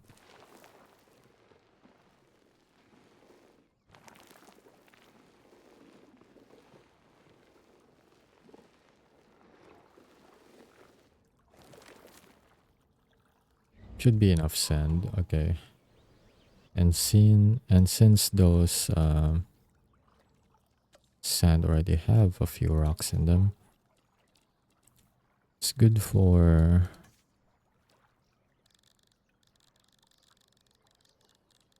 making the rocks already blend in with the surroundings.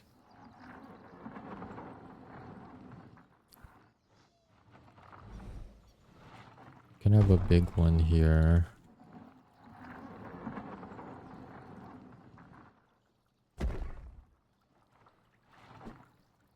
might be too small for it, but I am planning to put more.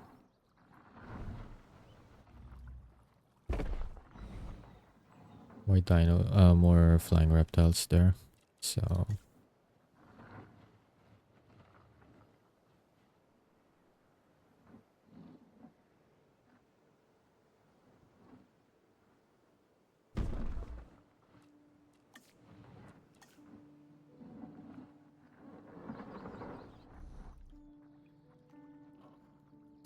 hopefully it does not attempt to perch on this area like the Thanatos Dragon are doing.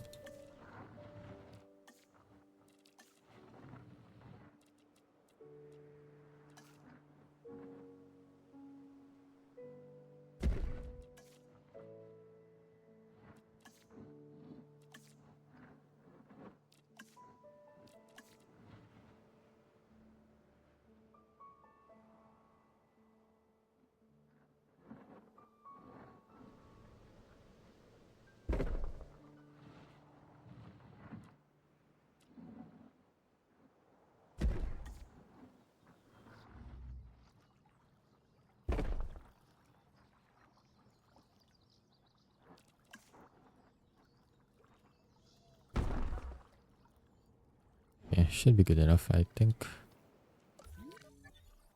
It'll be on its own for a while.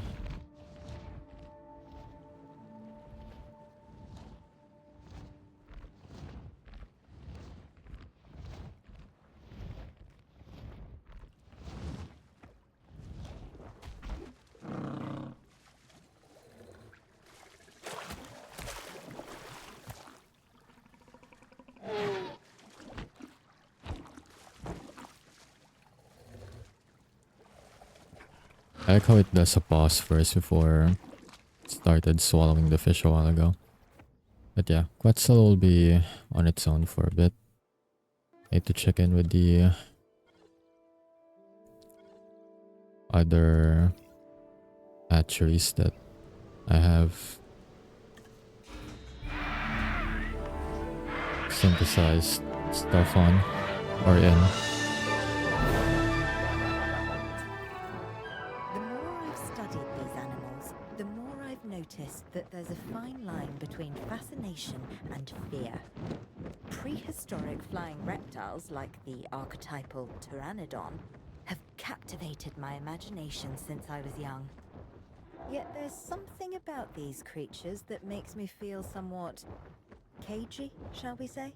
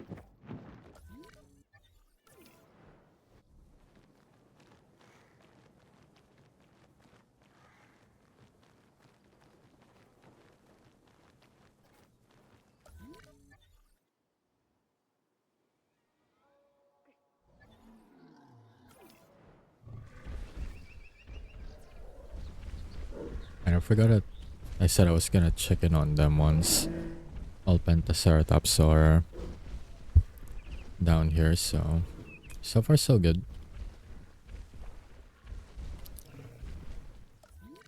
They're doing pretty well for themselves.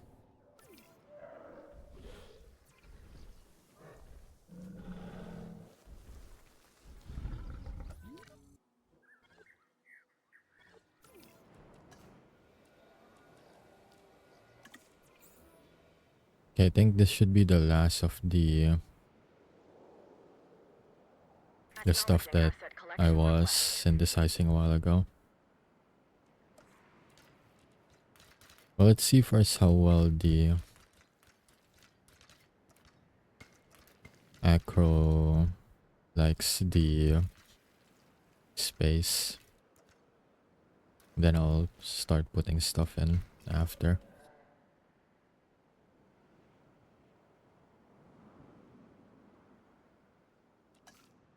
Asset transportation Although there's in pretty progress. much nothing here at the moment.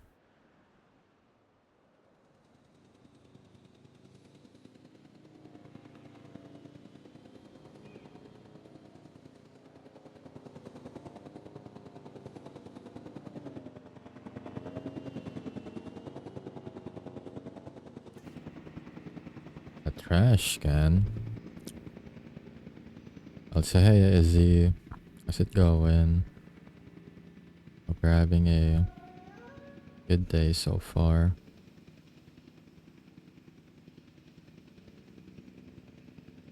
Okay, let's see.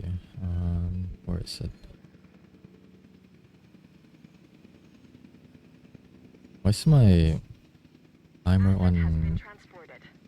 90 hours right now? What the hell is This this? bipedal predator is called the Acrocanthosaurus, and it is a dinosaur that has what I like to refer to as presence.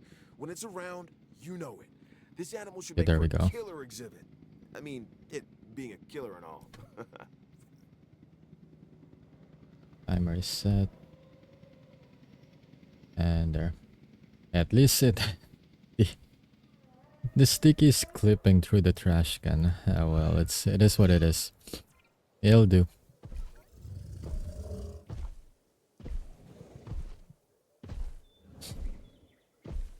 The Acro actually looks closer to the biologically accurate T-Rex in terms of build. Kinda really looks similar to bio-accurate T-Rex. Let's see. Okay, area's good. Open space is good as well. Okay, so it's fine with the current space that it has. That's good. We'll give it water, then feeders.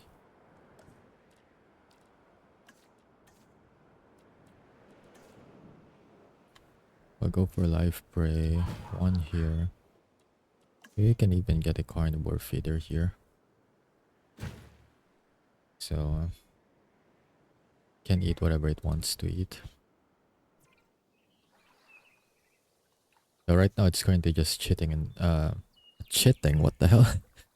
Sitting. I don't know why I said that. It's just sitting and chilling. I think in my brain I combined chilling and sitting, so I ended up saying chitting instead, and I'm like, what is that even?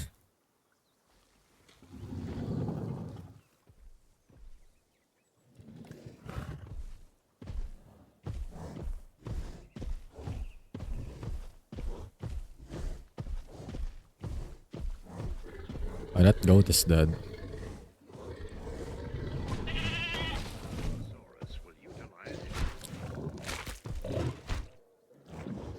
Bit over excessive, I'd say.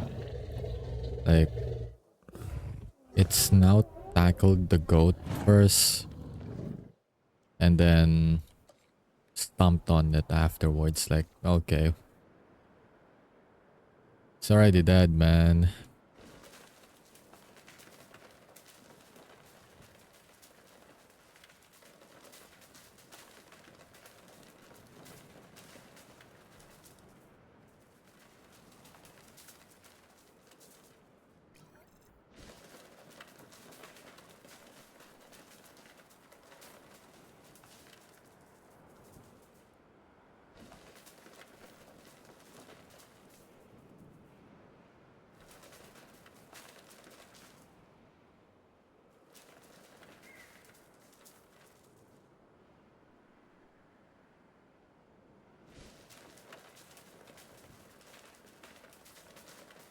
Yeah, now that I think about it, I should probably make use of my shoutout function command. Hang on. Let me even test if it works properly first.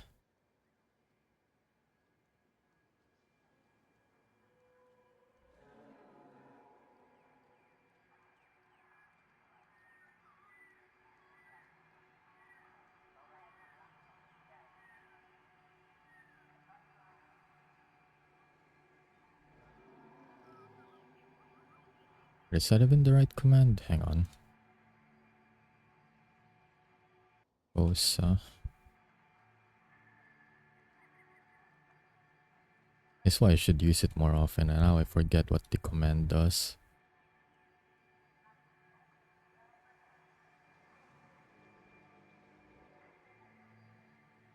Okay, so it is correct. I did type it correct. Here you go. And we'll give one for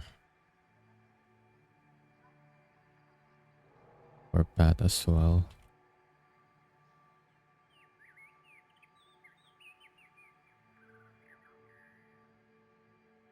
And there. Should probably do that more often. I just kinda forget to do it.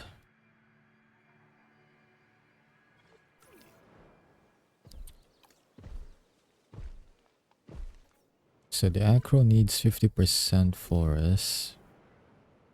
Currently it's sitting in 45. I'm not sure if I need to increase it more, or do I just let the acro roam around a bit more? Okay, that's good enough. It's literally sitting at 50%.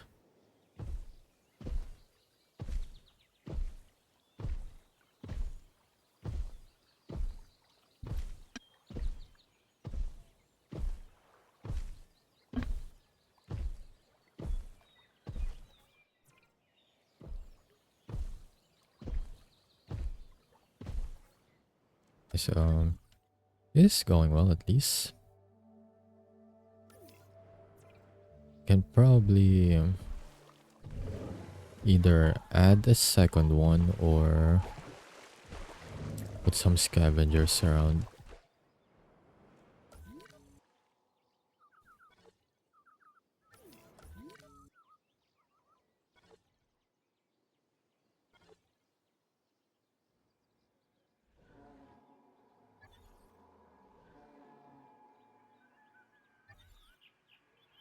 You know what? I want to throw some scavengers around there as well. Though that will increase the need for the Acrocanthosaurus though, but it's all good. I feel like I can still do more with that space. Alright, Homalocephaly is now available for me too. I definitely need these guys around the park. They eat ground, nah man, but they eat ground leaf and fiber. So I need to combine both of the flora and fauna. I'll figure it out later. Let's see. Can I filter for scavengers? Okay.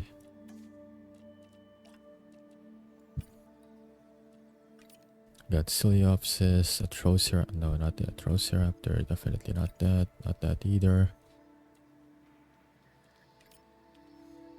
More Centripidus. Okay, so you guys are scavengers. Trodon also works.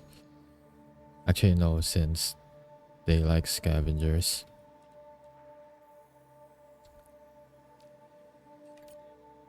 Likes everything. Okay, so Stegosaurus is in that category along with Oviraptor. Coleopsis and...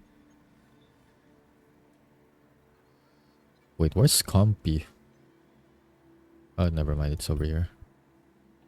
So there's like only 4 to 5 scavenger species. Unless I'm missing some with the other DLCs that I don't have yet, but it's all good. I will go with Stegosaurus or Stegosaurus, I'm not sure. Haven't used these before at the very least.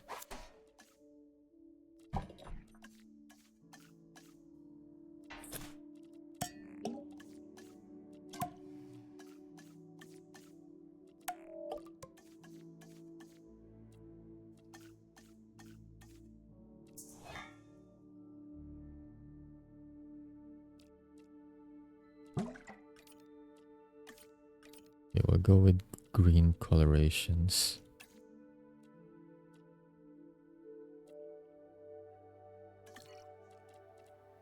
Okay, should be good then. At least I don't have to worry about aggressive traits for those. I mean, seriously, what are they gonna try to attack the Acrocanthosaurus? This thing will pretty much just stomp them. That is also a very fast synthesis. Are they really that small to the point where it doesn't really take too long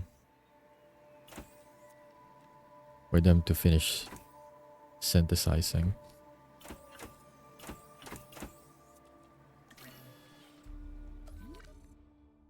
A lot of them are skittish though, so I'm not sure if this space is gonna be enough for them.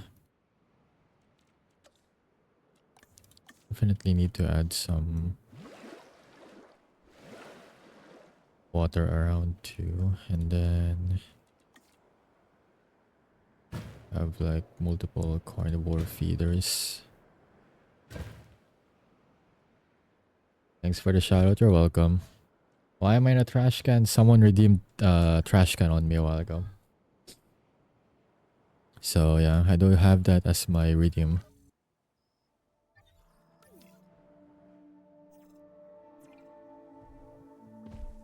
I have many redeems.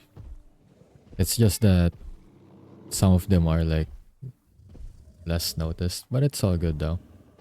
If anything, the trash can was only recently discovered by my friends. Like, they didn't really know I had that redeem until they just saw it there, and I'm like, I almost forgot I had the trash can thing.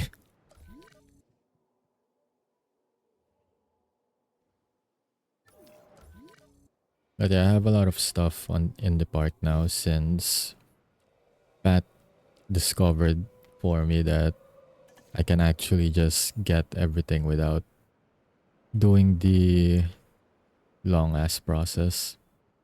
I can actually have a real sandbox experience now. Apparently I overlooked something in the settings, but yeah. I do have a giant bird now, or should I say giant flying reptile. I do have the Quetzalsaurus, or Quetzalcoatlus, not sure. I've botched the pronunciation several times already though. It really makes the enclosure look really small because of how big it is. Like, if it flies any higher, it'll reach the roof of the thing. Yeah, it's no longer gather my own sand for the sandbox. It is now actual sandbox. Also, if you're wondering why it's colored purple, Pat said he wanted it purple, so we're looking at not paleo accurate coloration of this dino right now. Or flying reptile, I guess. Commencing asset transit. It's what happens when you let scientists cook in the lab. They give them non-paleo accurate coloration. I'm back from dinner. Okay, you're in time though. Pat, look at this. I got the Quetzalcoatlus. Purple, just like how you wanted it to be purple.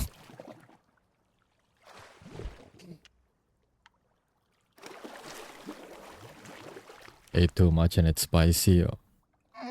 Well, let's just hope that your stomach will not, you know,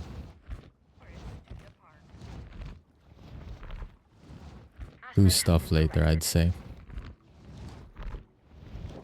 But yeah, welcome back. And what did you get for dinner? And that is true, this is your purple boy. I will be putting other stuff to have like a good diversity here later, since it tolerates like a lot of other species as well. But for now though, it's currently on its own. Like, look at how big it is. It's making it like, this enclosure isn't necessarily small, but with how big it is and how high it can fly, Scientific innovation have like, made it really this makes very it small. moment possible. Paleo curation is rarely straightforward, but is always immensely rewarding, so it gives me great pleasure to welcome the Stegosaurus. See, like, most other flying reptiles that I have can actually fly close to the glass ceiling. This guy, though, it cannot do that. Like, it'll hit it way too early if it tries to go any higher. I'm more worried about your singing tonight. Well, fair, I mean. A Thai dish called drunken noodles. It's like the first I've heard of that. Why is it called drunken noodles though?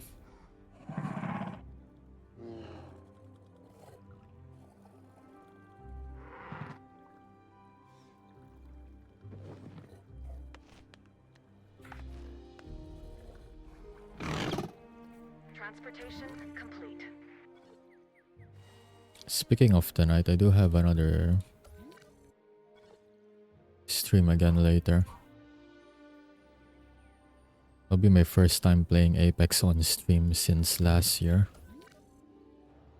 But I'm gonna be so dog shit at it though, so gotta try my best not to be a loot box.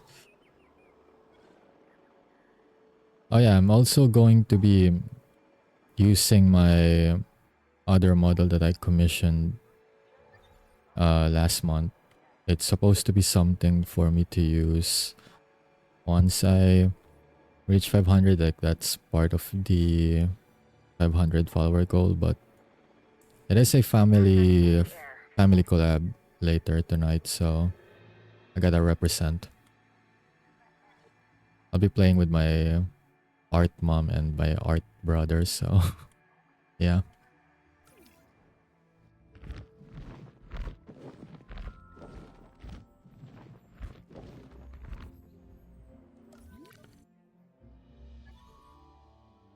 I also have some new marine reptiles. I have the elasmosaur. Like if you put long necks, like the long neck dinosaurs like the brachiosaurs, but put them on water, that's kind of how I think about the elasmosaur. Pretty much every marine reptile in the list almost that are medium size have long necks. It's like a fusion between a turtle and a snake. Something like that. I think that I considers it as a hangover cure. Okay, I see. Like, if they're currently drunk from drinking too much beer, they just eat the drunken noodles and then kind of helps them be more sober, I guess. That is interesting though.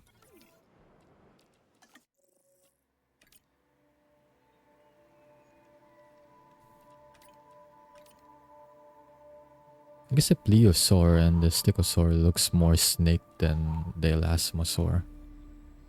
Their heads look more snake-like, I mean. But yeah, considering the Meg has tolerated the elasmosaur, I'm gonna put some Attenborosaurus there as well. Why not?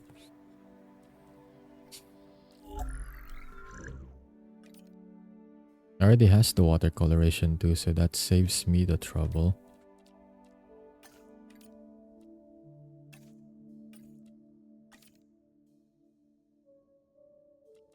Although I can modify it a bit better.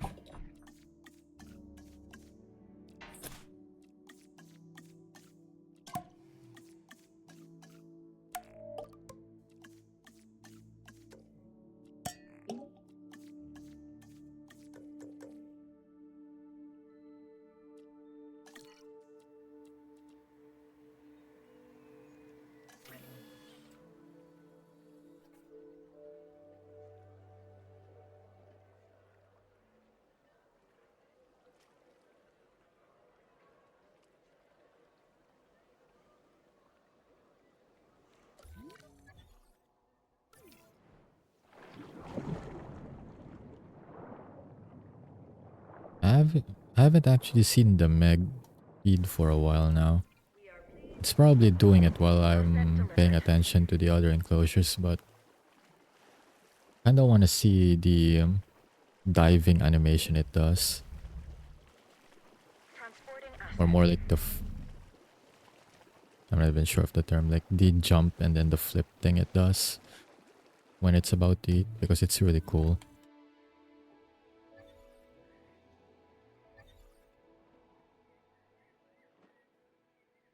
Okay, I already have most of my Segisaurus.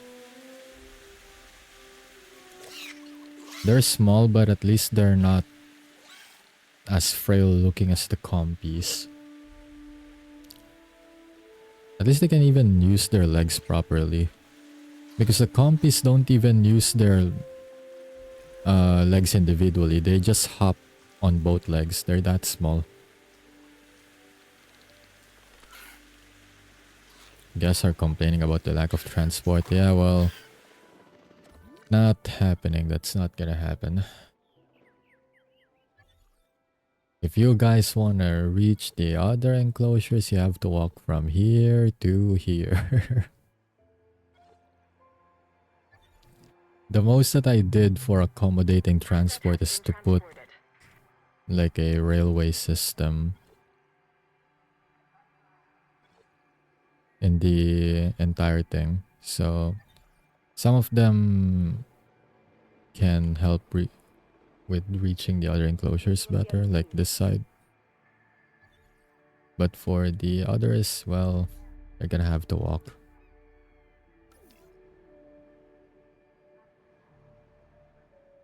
Yep, much like these people over here. See, they're walking. I don't see them complaining about transport.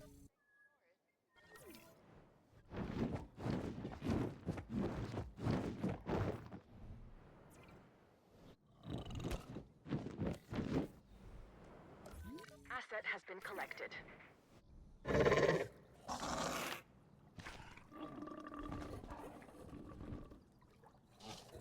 I like how most of them just like sharing the same rock.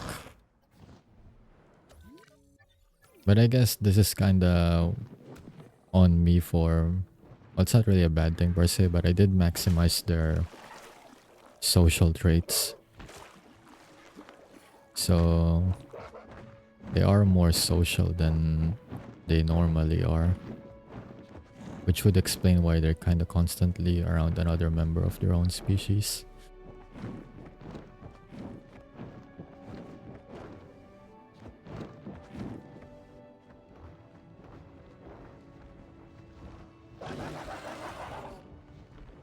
Interesting that the Pteranodon isn't really that much smaller than the Thanatos Dracon. Because I thought it would be like dwarfed by the latter. Apparently not though. Okay, so let's put more... Let's see, what do they like in... What do they even like again? Ciara, Tape, Daimo, and Barbari. Well, let's see if those flying reptiles even tolerate each other. Well, Dimorphodon only likes Quetzal. Geosternbia... I don't know.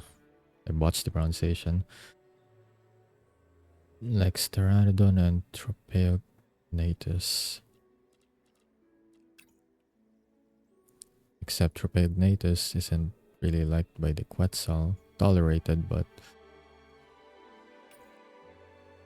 not liked. What about the Sierra? Oh, likes the Quetzal.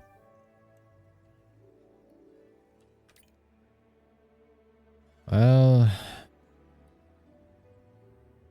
the Quetzal can coexist with a lot of species that are mostly just kinda mild towards each other.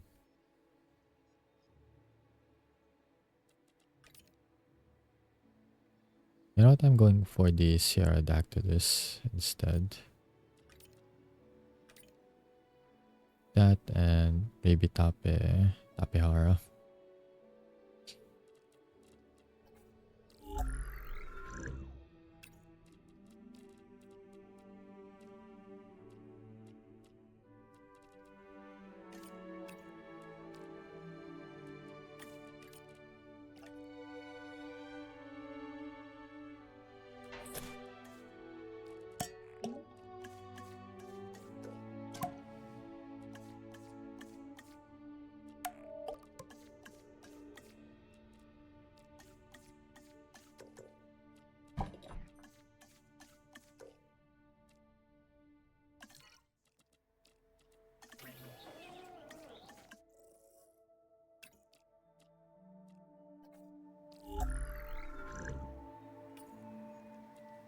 They have purple stripes.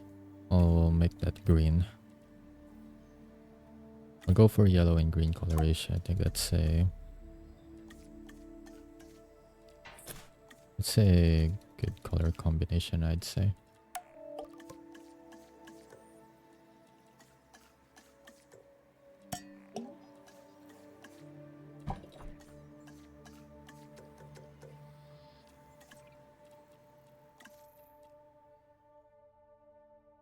Automate the creation of a set amount of this species. Once released, the bay will keep track of the released dinosaurs and maintain that local population. Begin automation. Wait, what? Oh, I clicked automate instead of synthesize. I see. I don't want to have that automated. Okay, while we wait for that, let's see how the Sagisaurus is doing. Asset has been delivered. If their comfort is around 69%, oh wait, never mind. I was about to say they may be spooked by the Acrocanthosaurus, but apparently they just don't have sand. All right. Well, I can provide that.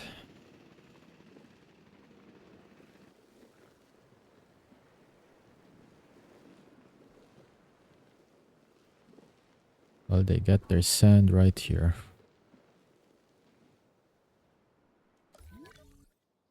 And that's enough sand for them.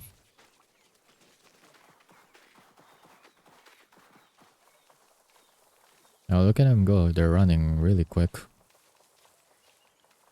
Well, at least for their size anyways.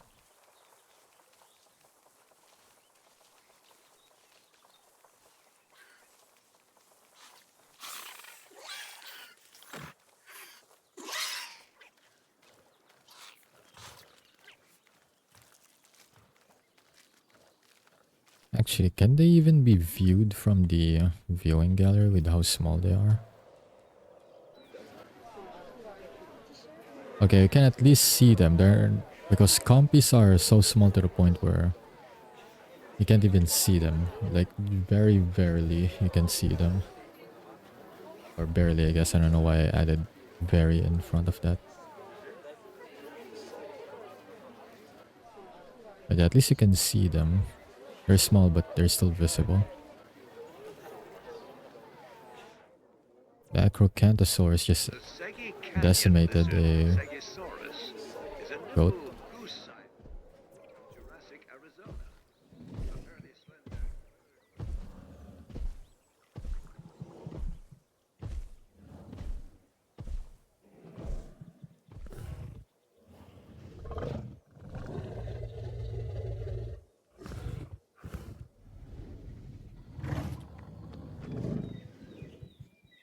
Oh, I thought it was gonna roar for a sec.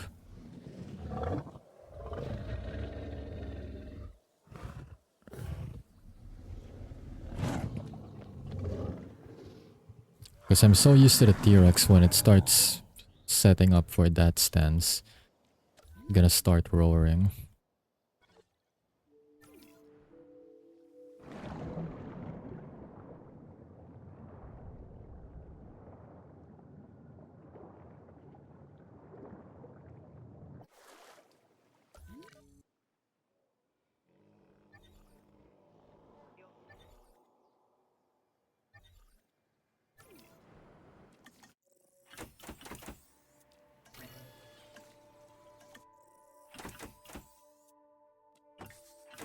Yeah, we'll put them at 4 so that they're both at equal numbers. We're gonna bring some more friends for the Quetzal. I will need to add more feeders though. And more water too, I guess.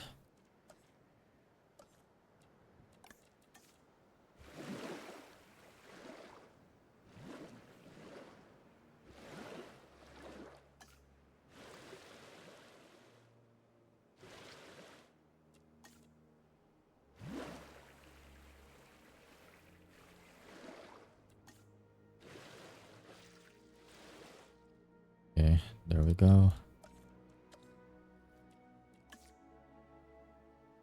Okay, 30 minutes is up. I don't have to be in the trash can anymore.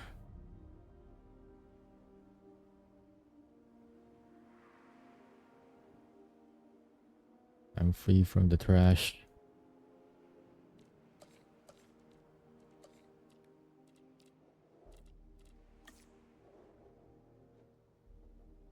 I'll put Bicebor feeder there and another one over here. I forgot to add viewing galleries, so I'll go do it now.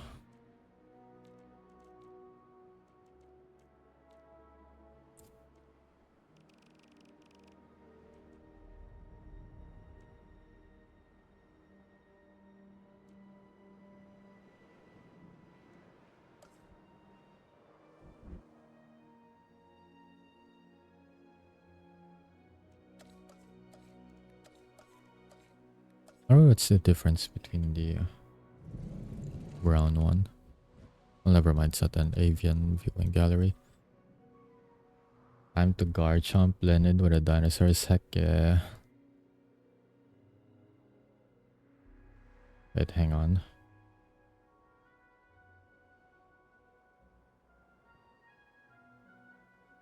Oh right, I forgot, it's an actual... It's a different Fugi thing that I have. Hang on. I was looking for it in my redeems list. I forgot it's actually in my... Not Fugi, I guess my Vido Tube PNG. It's I need to resize. Should I resize? Yeah, I should resize. It's something, it's big. Wait.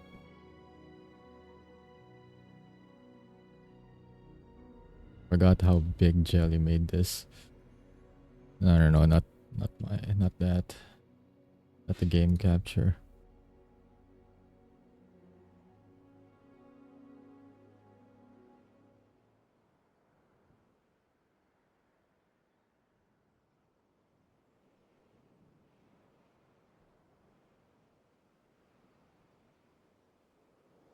There.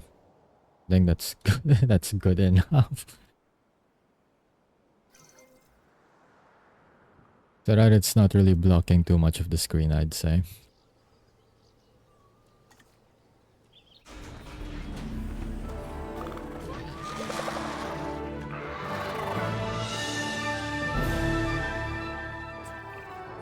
Honestly, the flying animals concern me the most from a security standpoint.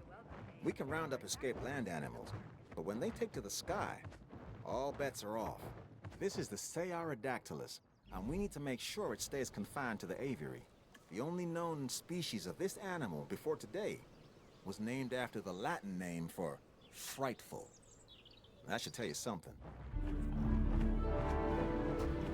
So we're bringing the Quetzal more friends.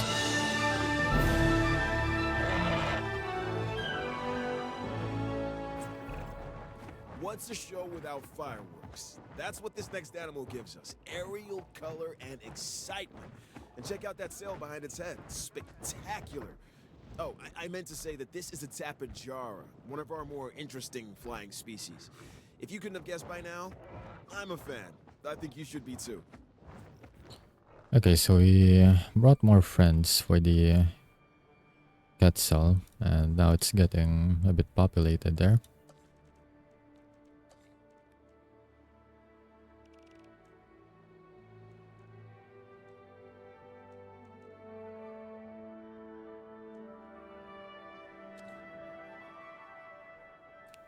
Okay, so let's get some viewing galleries.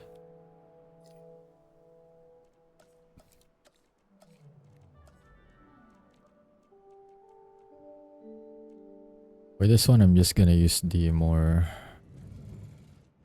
secure. Wait, why do I keep? Why do I keep clicking the wrong one? Because it looks similar to this.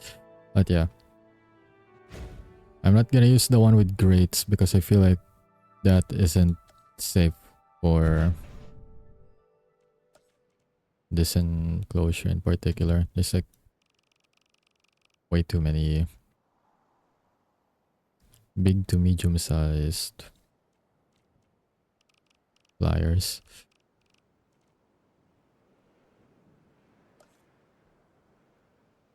Why is it, huh?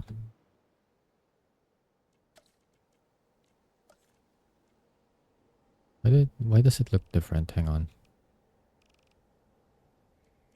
Oh, it's this one, okay. My bad.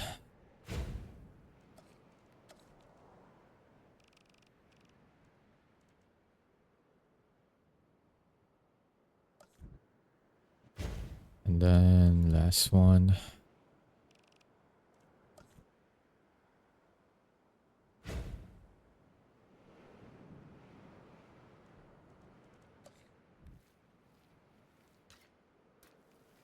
Yeah, how did I do the area here again? Okay, I had it daisy chained. Okay.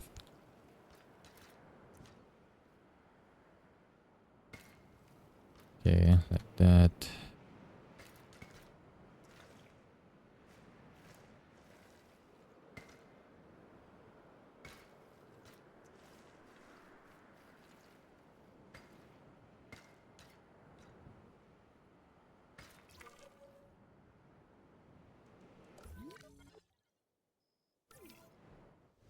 Okay, let's see how everyone's getting along here, since I do know that the Tapejara and the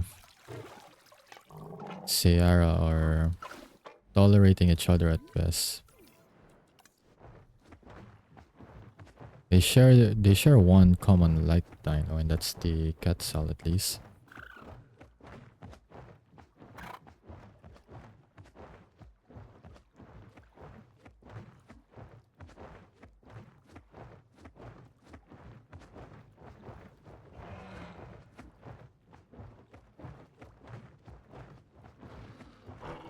I think the population count is pretty good too, because it looks more populated now.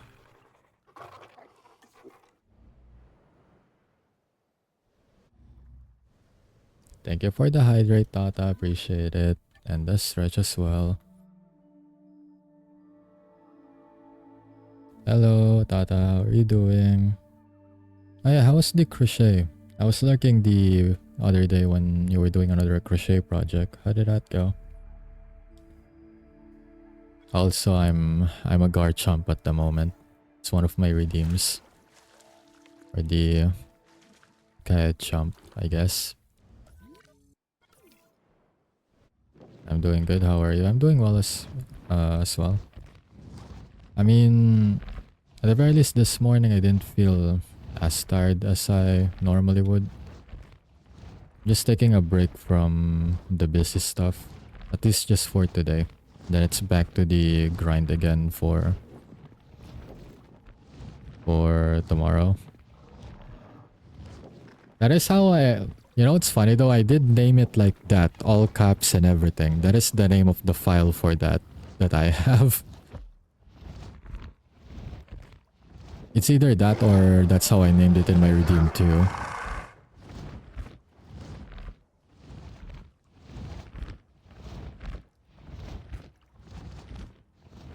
But yeah, now I'm just observing flying reptiles in my aviary. Got a big one right here. It's the Quetzal.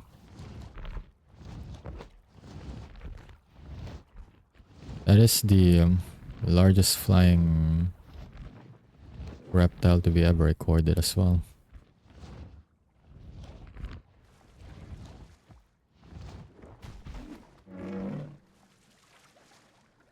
I also have the giant shark. I have a megalodon here.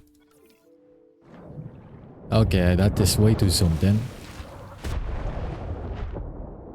I actually checked on it on time. I got to see it do the feeding jump it does. So that's why I ended up being zoomed in that close when I saw that.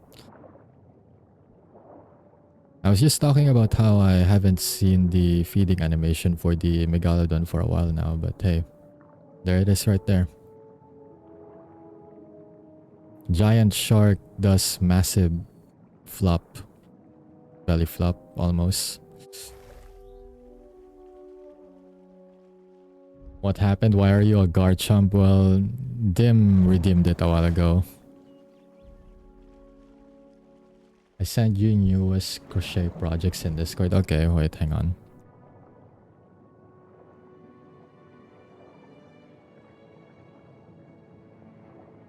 Oh, those are really cute.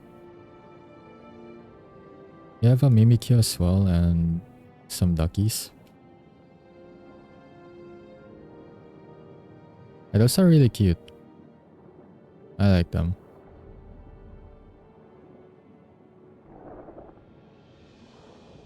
It was me, Your Honor. I did it. Yep. Dim. It is 100% Dim who have activated the Garchomp. I just finished Mimikyu earlier. I started yesterday. I see. It looks really good though. Really, it's really good.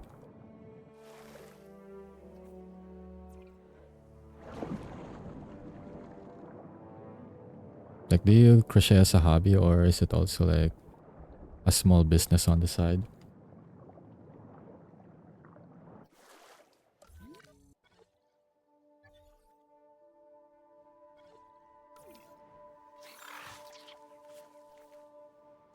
I think with how many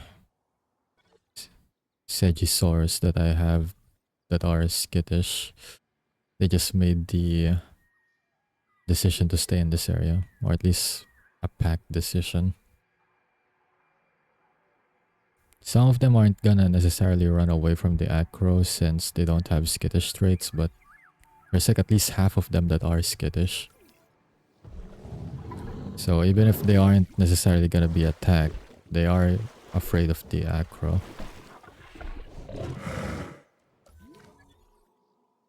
That would explain why the Oviraptors here don't really fear the Spino, because they don't have the skittish trait.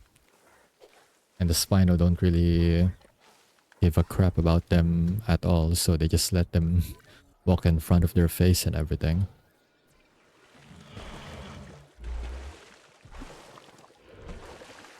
Crochet as a hobby.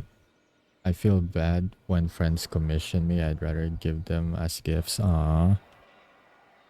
It's really nice though.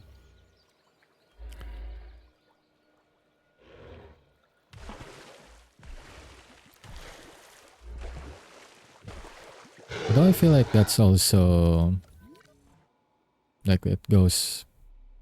But how am I gonna explain this? Makes sense in my head, but I can't put it into words.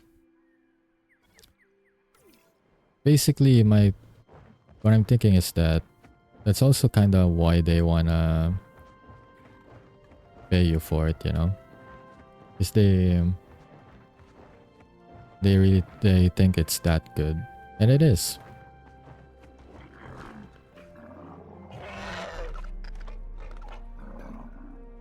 Like one of those, it feels criminal to not pay for it sort of thing. Oh, this one's sleeping. Actually, with the head crest and everything, does it? Yeah, it has like a nice shape because of how the wings are positioned. Plus the head crest, like from afar, it looks actually like a chicken. Or a duck. Never mind. I was thinking of something cool. And then I zoomed out and then I realized, yeah, it looks like a chicken, doesn't it?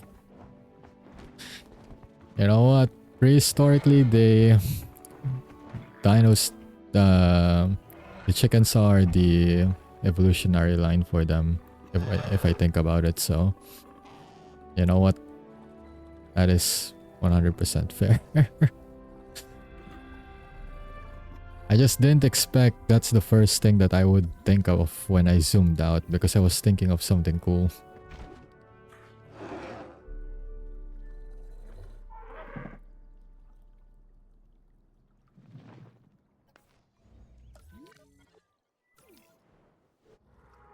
I mean, it's not just me though, right? Like if I zoom from afar and you only see like a silhouette of it, it kind of looks like a chicken, a duck, or like a swan or whatever, right? Like a somehow green chicken.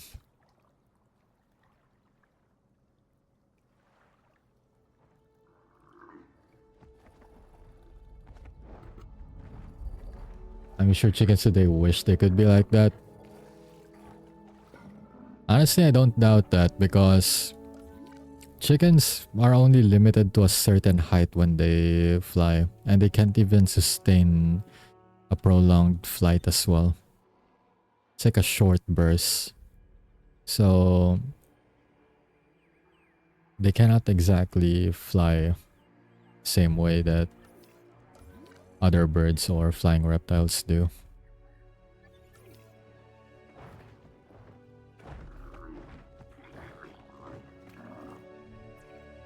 And I'm pretty sure dinos didn't exactly think that small birds would be their evolutionary line once they went extinct either.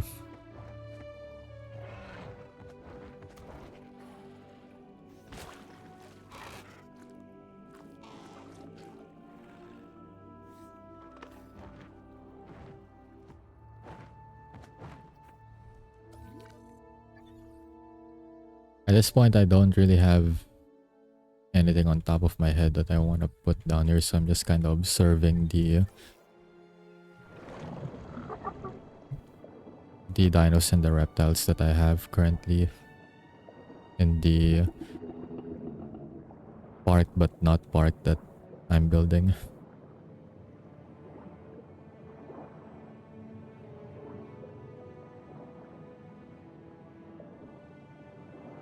Now that I'm looking at it from better lighting, the Elasmosaur looks like a water dragon of sorts. Now that I think about it, it's less of a sea snake, but kind of more of a aquatic dragon of sorts.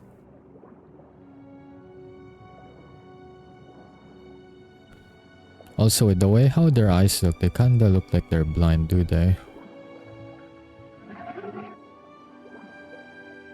Which makes me wonder if they're actually blind historically speaking, and they just rely on water senses.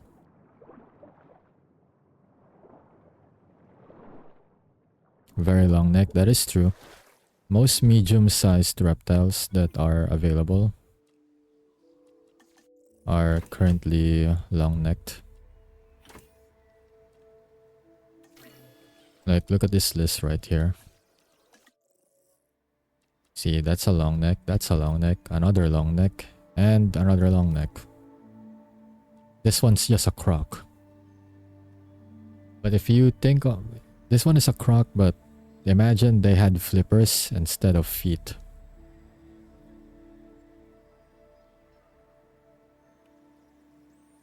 Evolutionary speaking, it actually makes sense if crocs are actually direct descendants of the Leopleurodon.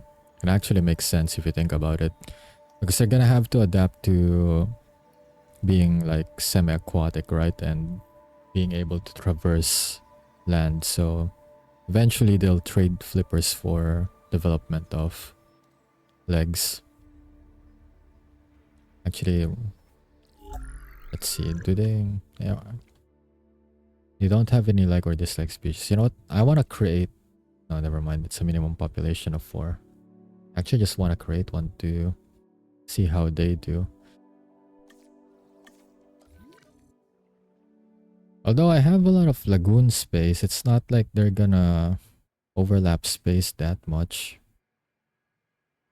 I mean, if the Meg doesn't really mind the Elasmosaurus at this point, then I think it could tolerate having more neighbors. Let's try making 4 of them then. See how they actually look like. Because I haven't even heard of a Leorodon. I'm not even sure if I'm pronouncing that correctly, but I haven't even heard of that before at all. The most that I know for aquatic dinosaurs back then was just the Mosasaur because of the movie, and Plesiosaurus. The rest, I didn't even know they actually are a thing.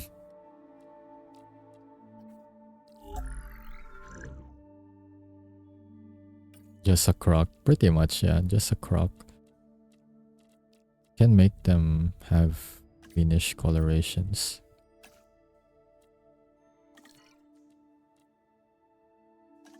As much as I would like to put a Mosasaur there, the Meg is not gonna... Well, the Mosasaur is not gonna like the Meg. The Meg doesn't really care, but... Yeah, they're gonna fight. They're gonna end up fighting. And for as big as the Mosasaur is, the Megalodon is actually larger. It towers over the Mosasaur. Not by a lot, but it definitely towers over it. So... yeah, it's not exactly gonna be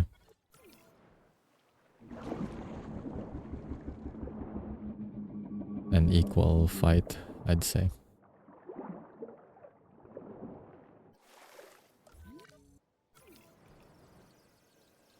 It's gonna take 1 minute before synthesizing, and then I can fast forward it.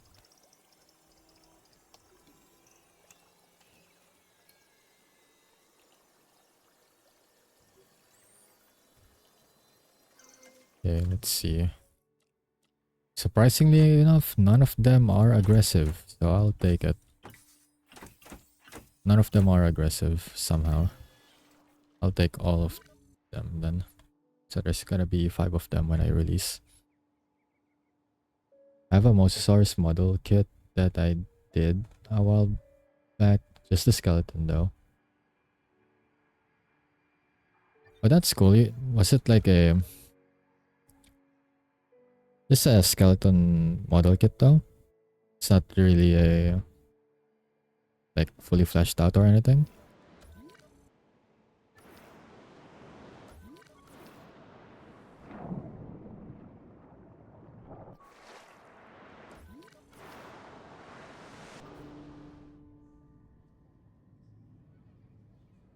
It's actually kind of terrifying if you think about it. If you're trying to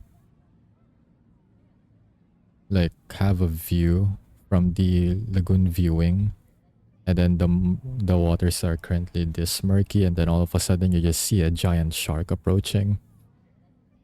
Yeah, I'm pretty sure I just... You know what? I'm good. I'm done viewing for today. I'm going home. I think I'm gonna be like that if I see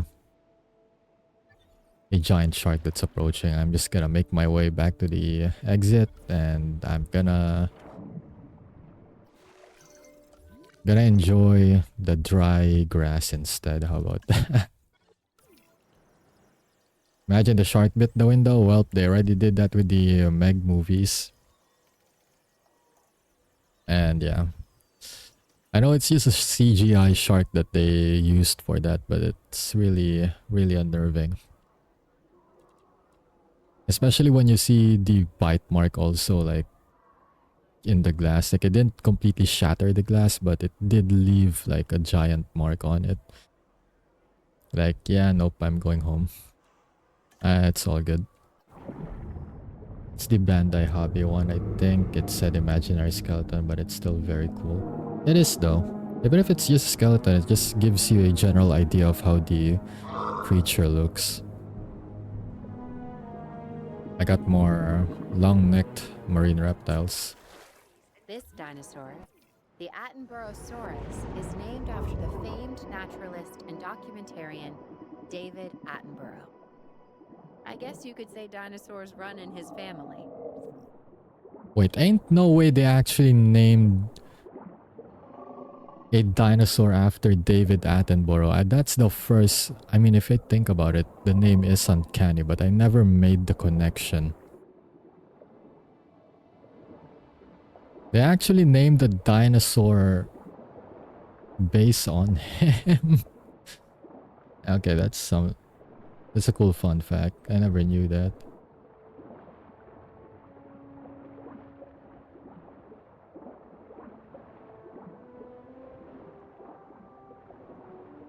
So David Attenborough is actually the person who does a lot of like...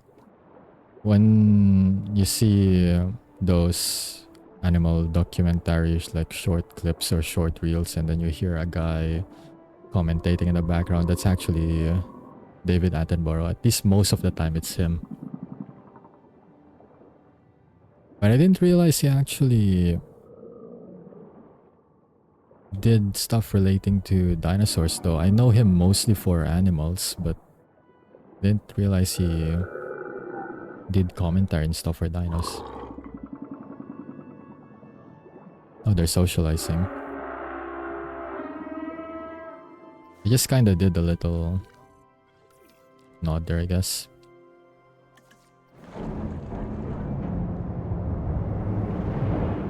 Well, we got crocs now. Bunch of crocs. See, they are crocs though. Look at that.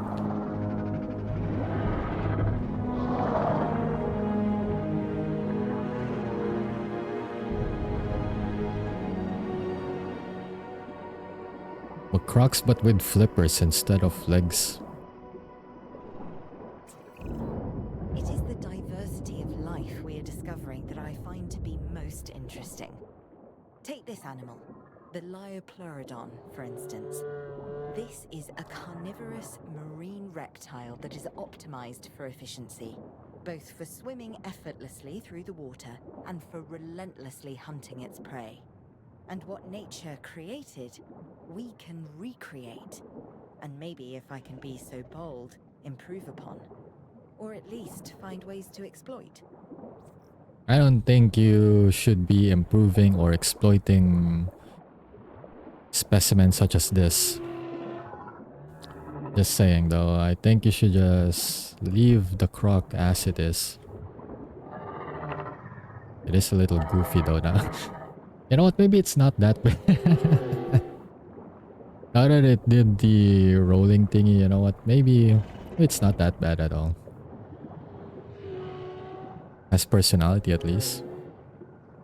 Have you ever witnessed the dinos fighting? I did. Let's see. Aside from the campaign stuff, let's see. Okay, so on this side, when I started adding more Suchomimus and more Baryonyx around, when I started adding some that are like trait-wise more superior, they actually like battle with the current alpha just to establish who will be the new one. Because I added like 3 different batches of them, so some of them have like far better like dominance trait than the rest. So alphas were like getting replaced every time or being changed, I mean, when I keep adding more here. They don't really fight to the death though, they just fight until the other one decides to back off.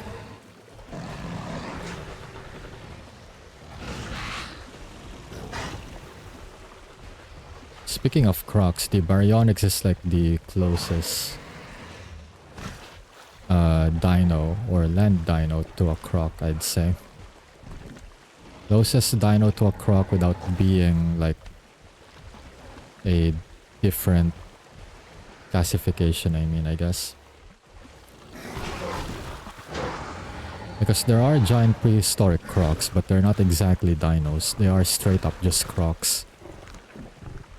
But for a dinosaur that looks like a croc, I'd say the baryonyx is like the closest. You can see it on the back as well. With the like platings. They do have the back of a croc. They just got a little more legs and neck, yep. Pretty much, yeah. I also turned off dinosaur combat because I'm just doing a sandbox. But if I turned it on, I'm pretty sure some of them might actually attempt to do more than just establish dominance and actually fight to the death. I'm actually more surprised that, well, I guess it's because I released them together, I think, but my Spinos haven't exactly done that. I think they already just recognize who's the alpha right away.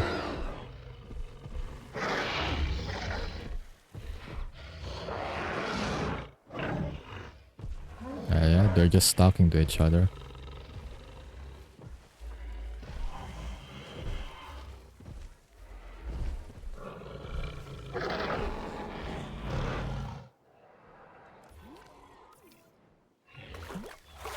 I see, so this is what I was mentioning a while ago, like, it's because my oviraptors don't have skittish traits that they don't really get terrified when, you know, there's literally a giant creature right next to it.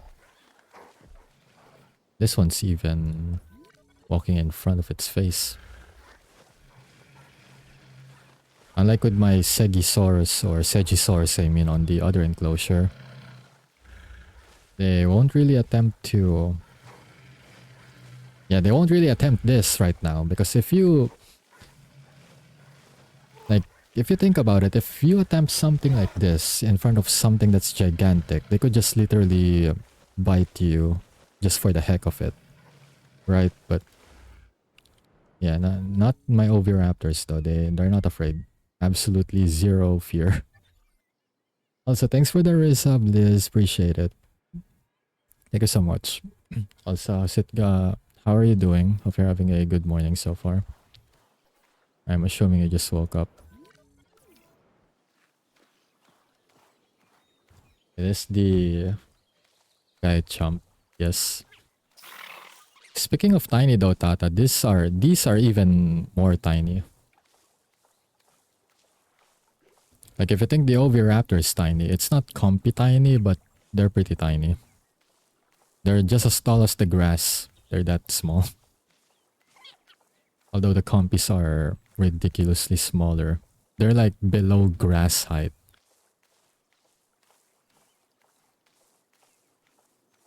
These are smaller than the ones we just saw. Yep, they're smaller than oviraptors. They're longer than them in terms of like... if we're... Damn it, I don't know measurements. If we're talking like width, I think that's the correct... I think that should be correct. If we're talking about width, then yeah. They're longer, but in terms of like height, the oviraptor's stance is actually taller than the Segisaurus.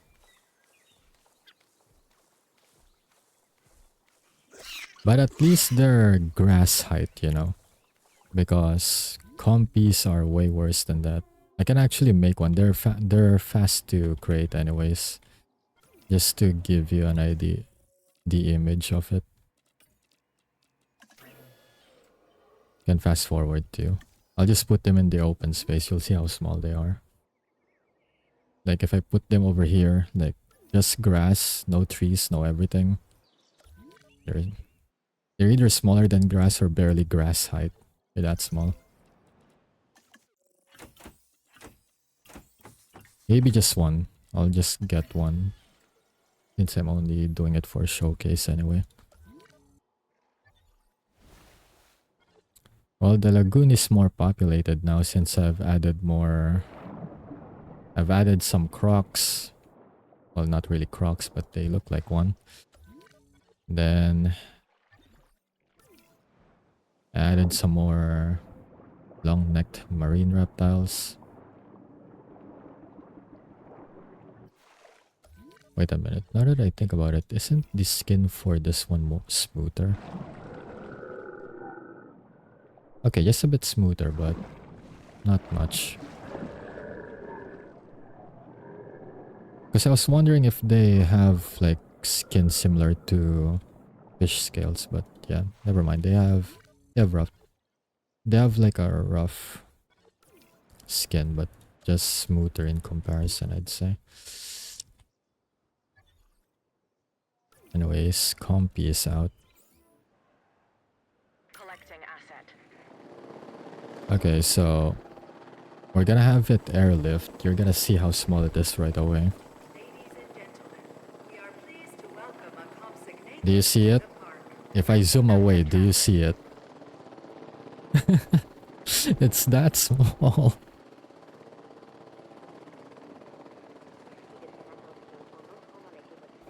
You can barely see it if it's not even that zoomed far away, but you can barely, if even at all, see it. Delivery complete. The Compsognathus is a small predator, but don't let its stature fool you. It can be a ruthless hunter. They're also small enough to the point where they can't actually move around using their legs separately, like in a running motion. They're more like kangaroos that just jump around. They need to use both legs for motion. But yeah, this is the Compy. They look a bit...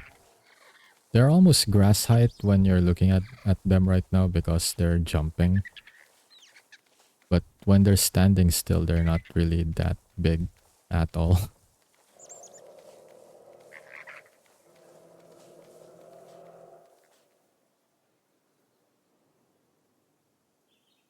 It's currently moving around, that's why even if I zoom this far out, I can see it. But I can only see the movement. I can't actually see the Compy. It's more like something's just moving in the background. So if it's standing still, you can barely see it since it's also colored green. It has the same color with the grass.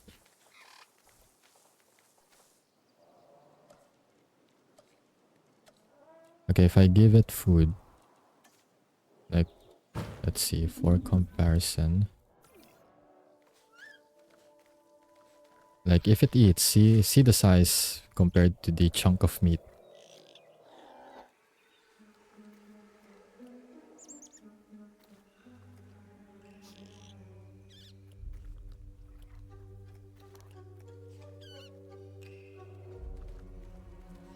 And then they're back to hopping around again.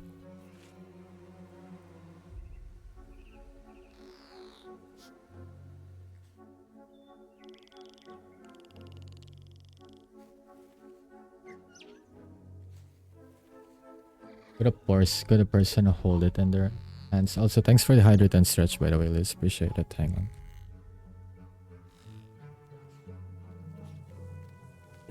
Could a person hold it in their hand? Actually, it is possible. You can have them stand in your hand. Actually, Compies, for those who have watched, I think it should be Jurassic Park, either 2 or 3, but if you've watched those, Compies aren't really that endearing for them because there's that one scene where like a kid tried feeding the Compy, right? Like it tried feeding it with bread and whatnot because they're tiny. So, you know, it's kind of like bird feeding of sorts. So the one of them noticed it, the one that she's feeding, right? And then the others noticed it to the point where more and more started appearing until to the point where there's like ant levels of like swarming around the kid to the point where they didn't even wait for food anymore. They just went for the kid. They just did the ant tactics of ganging up on something that's larger than them. At first, they were like waiting for food that the kid is throwing around, but yeah, they got so many to the point where they just managed to overtake the child. So people who have watched that film are like slightly is a bit underselling, but there's some trauma when it comes to the compy.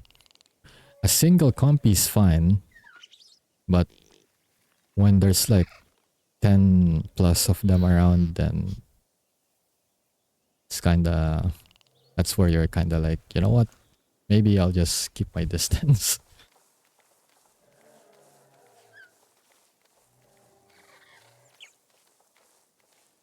They're scavengers though, so they're not actively hunting for food. It's more like they just eat off the scraps of like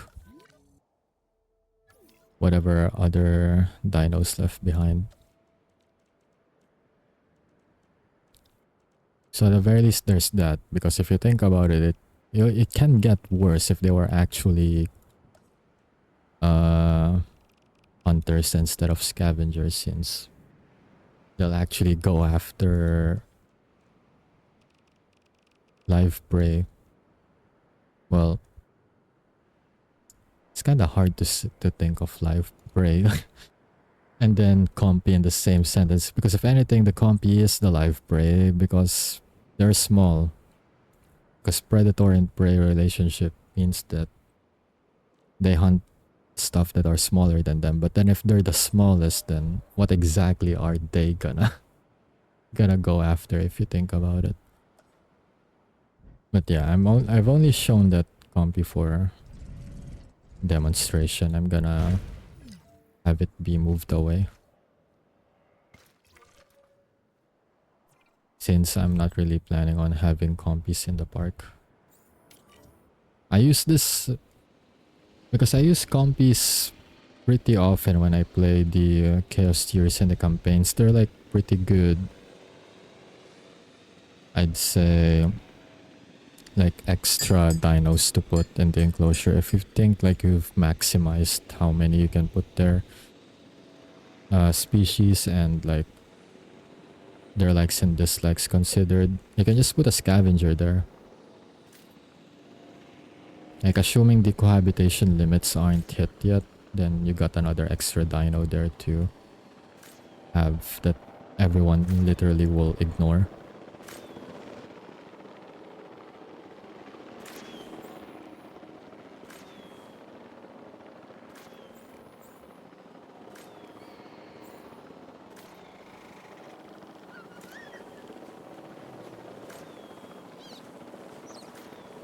I'm actually surprised you can even tranquilize this, because how do you even hit something so small? The dart is like as big as its leg.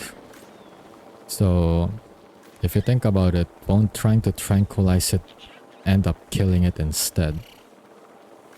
Or something like that. But hey, for this game's purposes it works, so somehow. Okay, it got tranked. Well, I'm gonna be moving this dino somewhere else. Asset to be collected. We'll let other people take care of the compy or whatever it is they're gonna do with it. Only just a test sample for showing anyways. They just have the best aim maybe, perhaps so. But even then, it's gonna be hard when something's like kinda camouflaged with the grass. Wait, what the? Transportation underway. Dude, this guy's lost. I was wondering why it's lonely, and then I realized you're on the wrong side of the map there, bud. You need to go back here. You need to go back here. That's too much exploration. First off, if I'm not mistaken, it doesn't even eat, like... Hang on, let me check. I don't even have the kind of plant that... Yeah, it eats ground fruit. See, there's no ground fruit here. I only have ground leaves on this side of the map. The rest of its herd, along with its food, is over here. Not on this side. Now the question is, will it actually like make its way back on its own, or is it gonna be like confused on where it is?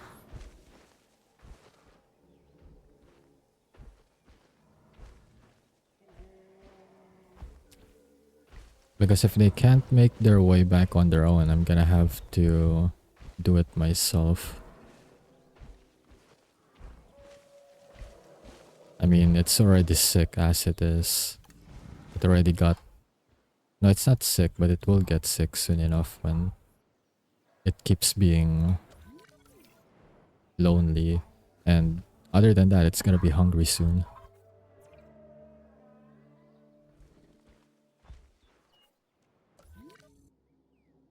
Because the rest of the Oranosaurus herd is literally over here.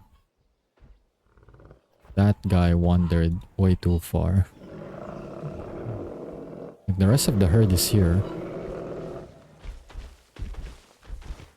Oh, speaking of which, yeah, I forgot. I was gonna make a Dreadnoughtus. I don't have a Hadrosaur. Not a Hadrosaur. I don't have a Sauropod yet. I almost forgot about that. We're gonna have a very big long neck. I know. Yeah, let's see. Green. Green with more green.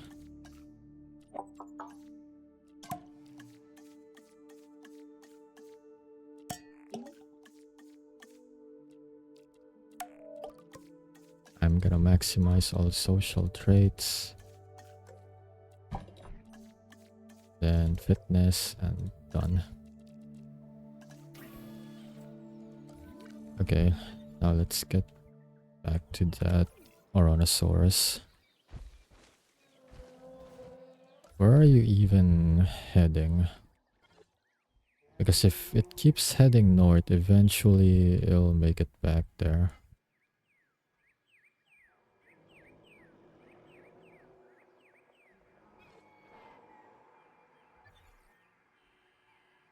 I'm gonna fast forward just in case. No, it went outside again.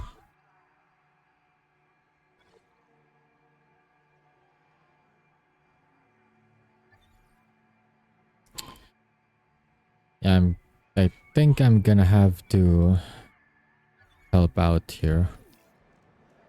Because I think it doesn't know how to make its way back.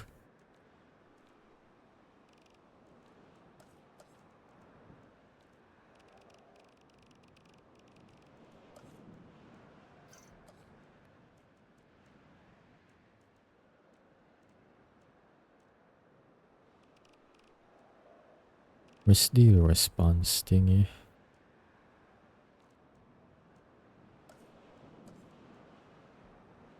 Damn it. I keep getting confused on where stuff are. There we go, this one. It's fine even if it's janky.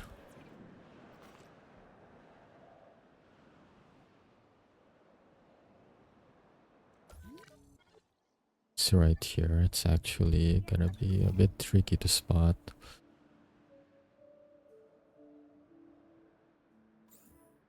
Okay, that one. Because I know some of them go out of bounds. Or at the very least they make their way back. That one, for some reason, managed to go out of bounds and not make its way back.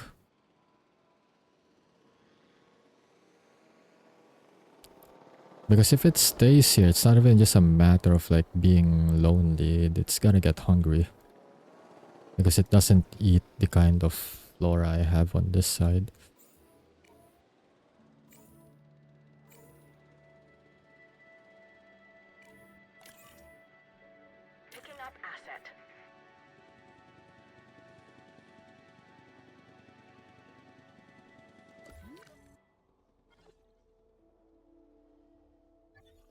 Asset transportation in progress.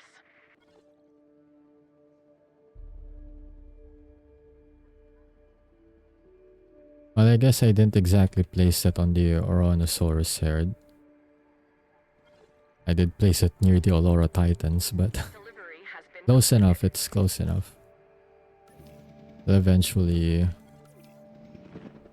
figure out how to get back to its herd.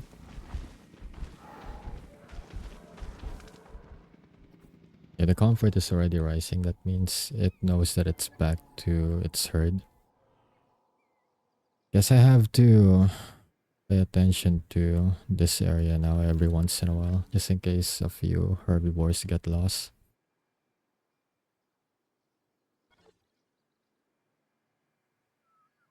Oh, it's actually 3 hours on stream. Okay. Let me save. I'm only gonna keep it within 3 hours this stream since I'll be streaming again later tonight. 9 p.m. GMT plus 8 for those with the EST time zone. That's 9 a.m. So parallel, just change the letters, I guess.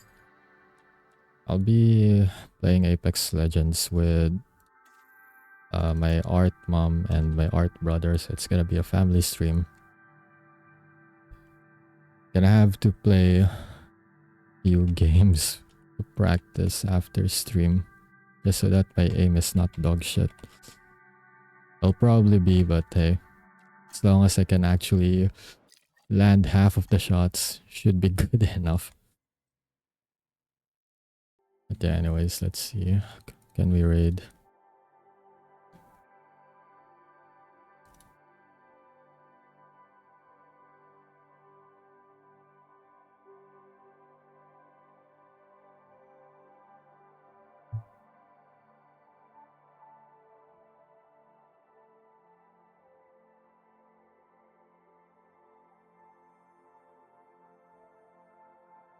Yeah, there's a lot of people playing Uma Musume on stream now. It's finally happening. The next gacha game to be the mainstream.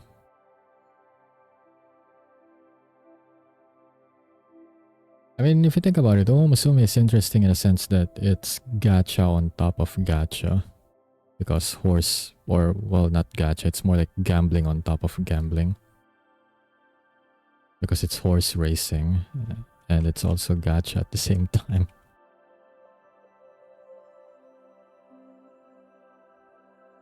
Okay, let's send a raid to Poofy Pop. She raided me twice already back then, but I don't really catch her live when I'm off stream or when I'm done streaming, so can return the favor right now. She's currently playing Dead by Daylight, so yeah, we'll go send a raid over there. But yeah, that'll be all for today's stream. Thank you everyone so much for dropping by. Wait, there we go. I misclicked, but yeah.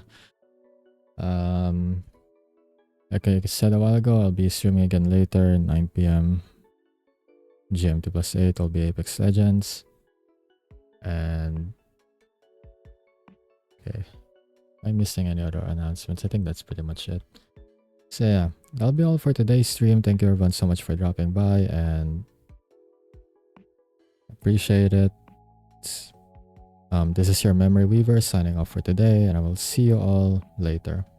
Have a good day, good night, and take care everyone.